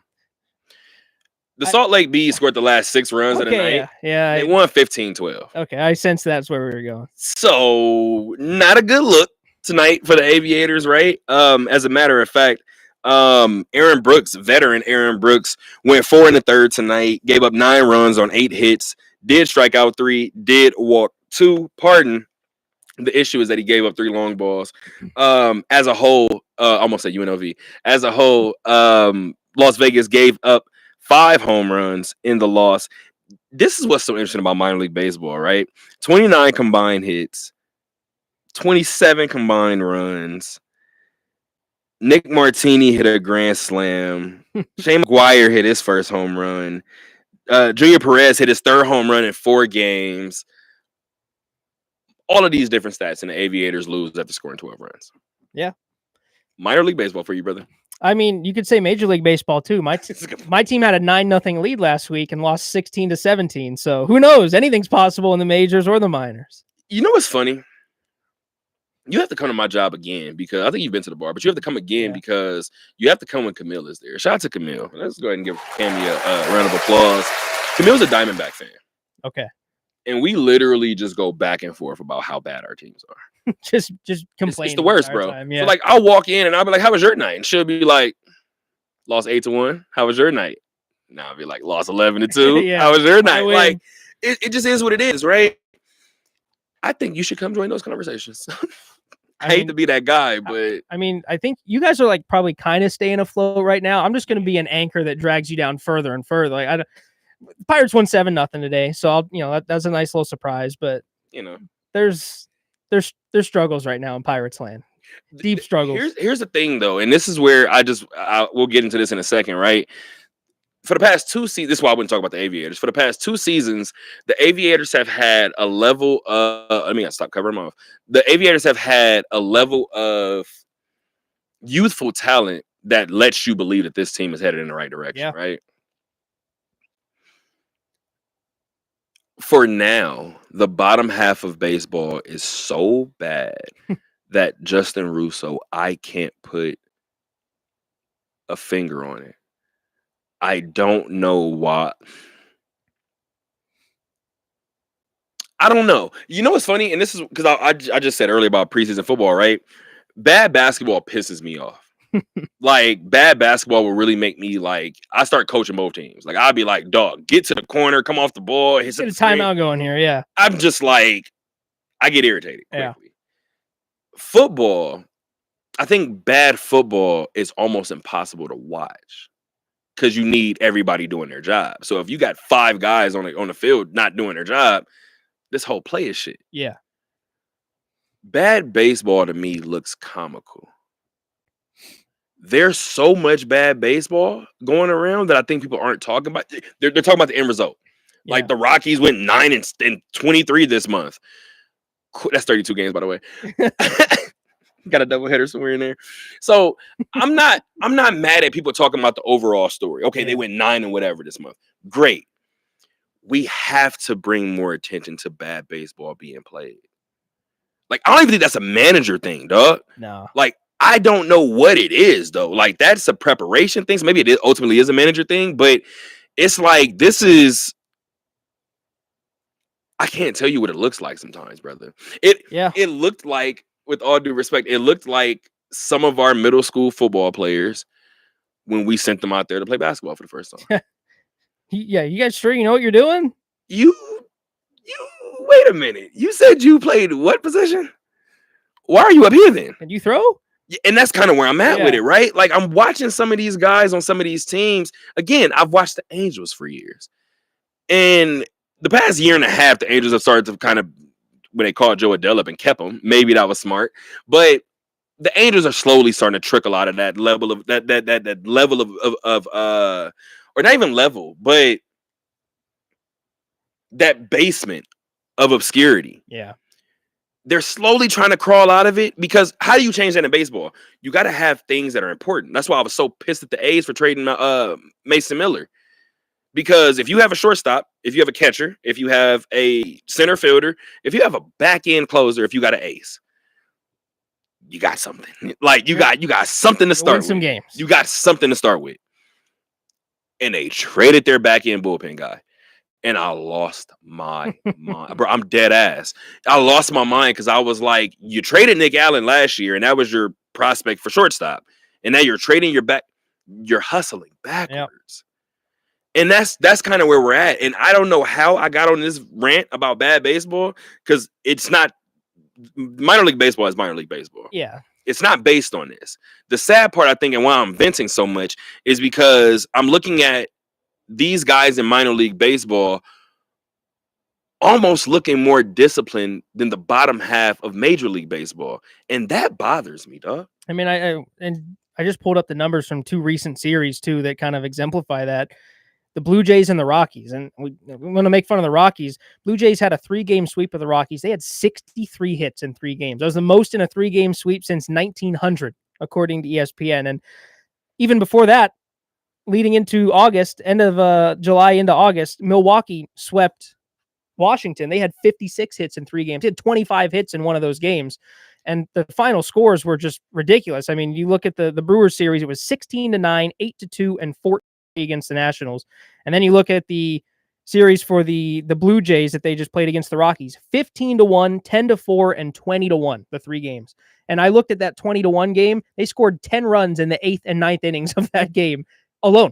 That's not going to work for me. And that's just terrible. And this is why I feel like baseball is my second favorite sport, because I think it is managerial work now, because that's a little more than just can't be, brother. It can't be. I'm so sorry. Like, especially with being around Fran Riordan, and I'm gonna say a name, but this is funny. But if you know CIF baseball in California, in Southern California, Sika Edwards is a name, right? Sika Edwards is a name. Sika is the baseball coach that I told you during baseball trials. I'm interviewing him or whatever. And he told the guys to play catch. And he was sitting there looking at me. Dog, what are you doing? And he was like, oh, I didn't cut half of these guys already. How? And he was like, because, like, it's catch. Like, this like, the tryout really ain't started. Like, this is the fun part. He said, if you're out there stressing, like, he said, look at him. And he showed me somebody. He was like hat backwards, gum in his mouth, smacking. He said, but look at everything else. He said, so there are some coach at the time, he's a coach, right? He's high school. Yeah. He was like, but there are some coaches, some managers who will see that guy and be like, nah, he thinks he's this, he thinks he's that. And they won't add him to their team. They'll cut him. He said, that backwards hat, that untucked dirt, I can fix that. He said, you see the way that glove snaps? Second nature. Yeah.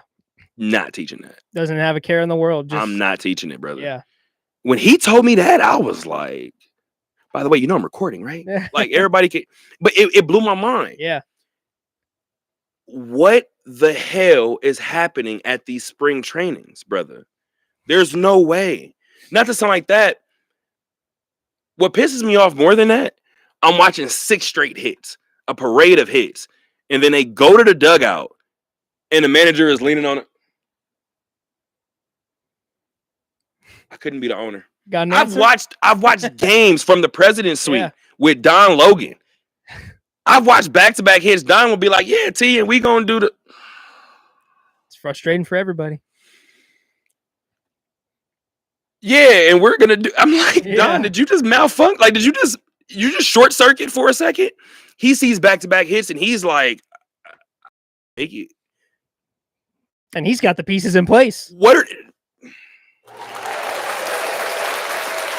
this looks bad.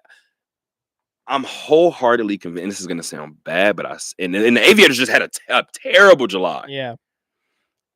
Just in terms of effort, I'm positive that I could put out a 9 on that field with the Aviator squad, any version of this Aviator squad this season that is more competitive than some of the bottom half of Major League Baseball. 100%. Yeah, and I feel like it gets to a point where I don't know if it's a confidence thing or a lack of care for a guy that's on the Rockies or the Nationals or the White Sox like last year. Like, does it get to a point where you're just sitting at that game and you're like, well, it's 10-1 already. I'm just gonna sit here and whatever happens, and I'll go home after the game, and it's fine for that, And we so many errors too this season we've seen, even with good teams like the Yankees. Yeah. Sometimes they're kicking the ball around in the outfield and the infield, and you're like guys, like it's August. You're a good team and you can't even figure it out. Like, this is what the standard's supposed to be. And it's just frustrating to watch these mental lapses too, where it's like you said, I got a guy down there in AAA who's mashing the ball and doesn't got a care in the world. What's worse going to happen to him? He's going to stay in AAA. Like, he's going to go out there and he's going to ball every night. And you can't even cobble together something that looks like Major League Baseball right now. It's frustrating to watch.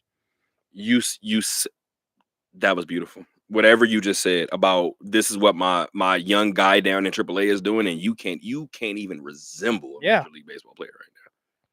And I learned this maybe this month or so, like, because there's bad baseball in minor league baseball. Don't get it twisted. I'm also watching guys that haven't made their major league debut. When I see bad baseball at the major league level, I learned over the last month or so, it pisses me off, Russo. Yeah. Like beyond like frustrated, Russo. Like, I be mad, dog, and I don't know why. And I think it goes back to what you just said. It looks like a level of carelessness, and it's when there's not signs of anything too, right? It's when like the Chicago. Yeah, you're just striking out at every plate appearance. You didn't even make good contact, and it was a good play by the outfielder. Or in previous times you got caught by the shift or something like that. You're not hitting your spots in the zone. You're just throwing meatballs over there. These guys are hitting it everywhere they want, and then it's the 3 hits in a row that turns into 6 runs because there was one error at third base that he had to double clutch the ball. He didn't make the throw in time, and to be honest, that's what we see in minor league baseball more than anything. Yeah. Like the error that keeps the inning going. Like, we've seen that before. Yeah, but it's that lack of execution added on top of the error where it's like, so now we don't even look like a baseball team anymore. Exactly. It's like, it's just crazy. We're the bad news bears all of a sudden. And I'm happy you said that because I was about to say the Savannah Bananas because this is exactly what it looks like. It looks like frustrating. It looks like exhibition baseball. Yeah. And exhibition baseball, if you've ever been around it, it's not too. That's why I think spring training is so interesting because 70% of those guys are playing for spots. Playing for their careers, yeah. Exactly. And I think this is cinema. This is poetic because let's end this conversation with athletics. We talk about bad baseball and then we go to the athletics. Shout out Shea Langoliers, though, man. He's up there with Nick Kurtz, just mashing the baseball. I think Sodi hit number 21 too. You got some wins recently from this group. You got 2 wins in a 3-game set on the road against Washington. You made me upset a second ago, and I didn't want to say it, but you did. Uh-oh. You made me upset a second ago. What did I do now? I've already done it like 5 times today. That's a good point. You said you were going through the scores, and you said the number 16. And I guess we can't be so angry in this particular one because in game 1 of this series, The A's scored 16. Yeah. But they ended up getting a victory. It was a 16-7 victory over Washington. They dropped the middle contest 2-1, and then they wrapped up the series finale 6-0. I tell you guys all the time, man, any victory for this athletic group over the last 2 seasons is the win for you guys. I think any time that you're able to have sustained success, I'm not talking about wins. Baseball is weird. Baseball is different. I'm not talking about long sustained win streaks, right? I just mean sustained success from the standpoint of what did we just talk about with the Aces, right?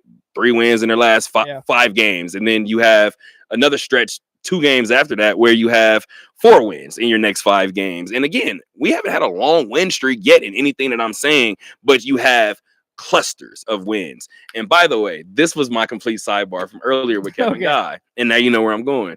Clusterfuck is one of my favorite curse words in history, brother. I just want to let you know, dog. And for Kevin Guy, you know what? Honestly, perfect word. Couldn't 100%. perfectly encapsulated that entire situation. When you're so frustrated that you can't pinpoint something, just say clusterfuck. Yeah, Be like all of it, everything, all of it, everything I'm looking at. No, but in all seriousness, the A's are looking up. Plain and simple. The A's are in a position where they're looking up, and it's only up from here, right? Like that's the angle they have to take, and because of that, I think you have to get to a point to where, and this is what me and my dad always talk about with bad football teams. Once the bad football team, the historically bad football team, when Detroit was winning 1 game and then going to win, like my dad said, once they start to beat the bad teams too, then you know. Mm-hmm. And it bothered me in June, I think, when the A's had a stretch where it was like a 9-game stretch, and I was like, everybody's under 500. This is one of the moments. I think they might have went like 2-7. Like it was bad. Just from that perspective, this group finding success later this season against teams that have losing records, the Washingtons. The next series is a 3-game series in Baltimore, I believe. Yep, in Baltimore, which starts, I'll go ahead and give you guys the stats or the dates. It starts tomorrow, 4:05 p.m. And here's the reason why I keep saying that too, and you can add this to it. The A's are 28-32 on the road. And I said this was going to happen. Such a weird circumstance, yeah. I said it was going to happen. This is literally what the Chargers went through. The Chargers was like, Keenan Allen said, hey, every week is a road game. I don't care if we're at home. And I thought that was the wildest statement in the world, because I was like, if you don't watch football, you don't know what he's talking about. He's absolutely right. Yeah, and that was when they were at Dignity Health Sports Park for a couple years there. Awesome. Like Steelers, I remember they played a game there. They took it over, and every time you had one of those bigger franchises, I don't know if the Packers played there in that time, but I don't think so. But it just it kind of felt like Coyotes games or Ducks games, like some of the bad hockey teams where it's like New York's in town, Detroit's in town, Philly's in town, like. They're showing up. Like it's going to be most of those fans tonight. The A's are about to figure it out. Yeah. Here. They're 100%. Once you see a bunch of Ohtani jerseys, and once you realize how many Angel fans migrated over here, it's interesting because, like you just said before, you get outnumbered in your stadium. And by the way, I have so many friends from high school that are Pittsburgh Steelers fans. Like whenever we do eventually go to LA, I'm plugging you with all of them. I'm talking Taylor, intro.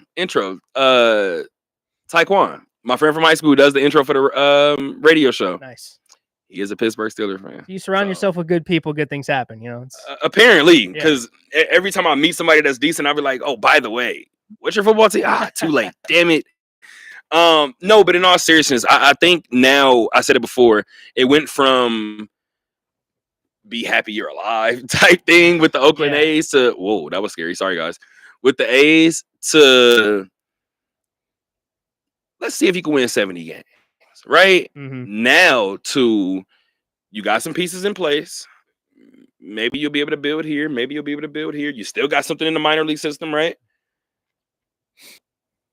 Can you guys start to beat the teams that you're supposed to beat? Yeah. And that's kind of where I'm at with it. Baltimore is absolutely on a downswing of a year, right?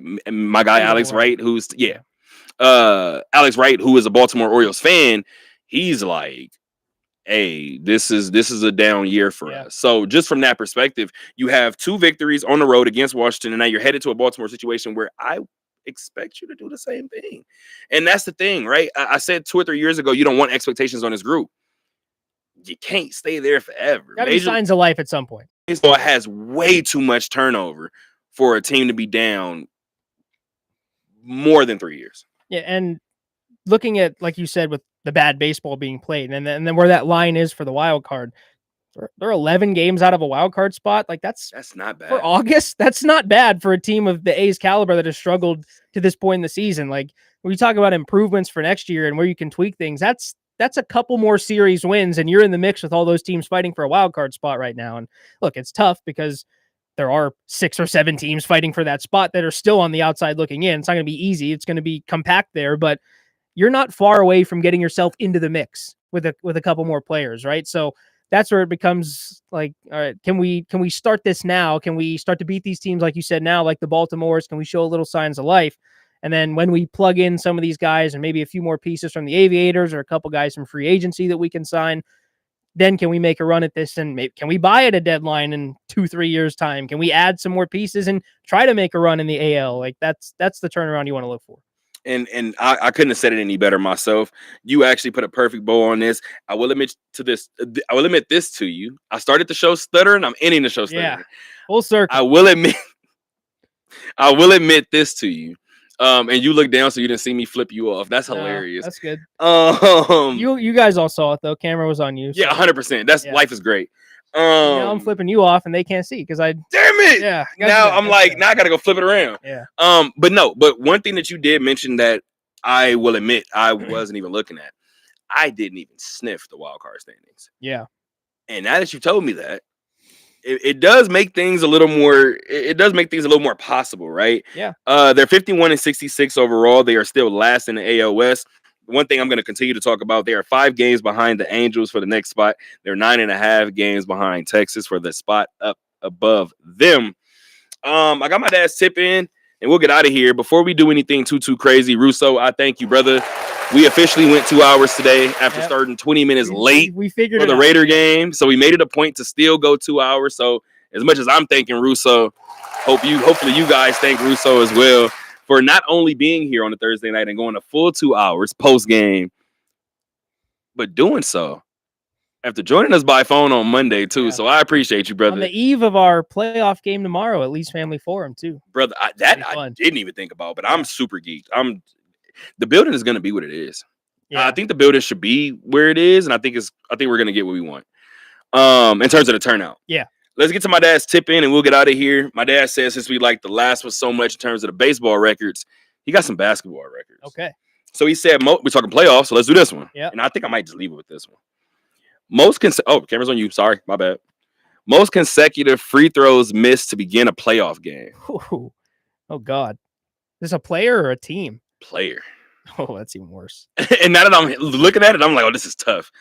It's Nick Claxton. Really? He went 0 of 10 in Game 4 of the Brooklyn Nets 2022 first-round matchup with the Boston Celtics.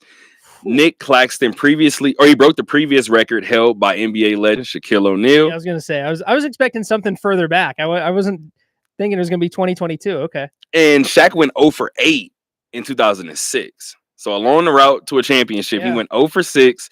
And during that game, Claxton, and now we're talking Claxton. Yep. During that game, Claxton appeared at the free throw line 11 times, and he made his last one.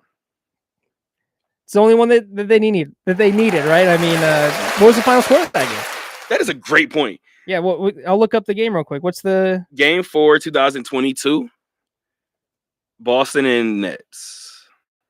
I'm gonna guess they lost. That's my guess. Celtics 116, Nets 112. That completed the sweep, and those free throws would have made the difference. So I was just about to say that's the KD sweep. Yeah, I think. Yeah, let me look. When Jason, that was when Jason Tatum swept KD, and we were like, okay, we got to have a different conversation. Tatum had 29 in that game. Marcus Smart had 20. Jaylen Brown had 22. Let's check on the Nets. KD had 39 in a loss. Kyrie had 20. Nick Claxton was 6 of 6 from the field. Okay. 13 points, but yeah, one of 11 from the line. 1 of 11 from the line, and a -7 on the night. So, damn. Sidebar too, like this was like, look at this Nets roster, like the average age, like Kevin Durant, Bruce Brown, Andre Drummond, Kyrie Irving, and Seth Curry was the starting lineup, but the bench was Claxton, Patty Mills, Goran Dragic, and Blake Griffin. No wonder why they got swept. Like, damn, like, and LaMarcus Aldridge was on that team too. Oh my God. I don't want to laugh, brother. What is the average age of that squad? Just a complete sidebar once again. Just because you read that team again and I wasn't thinking about ages in the moment, imagine being Kyrie and seeing James Harden walking out of shape, bro. I would lose my shit too, bro. I'd be cleansing the arena too. I would lose it, brother. Oh my gosh. Until next time, guys. Keep on talking. It's the crazy.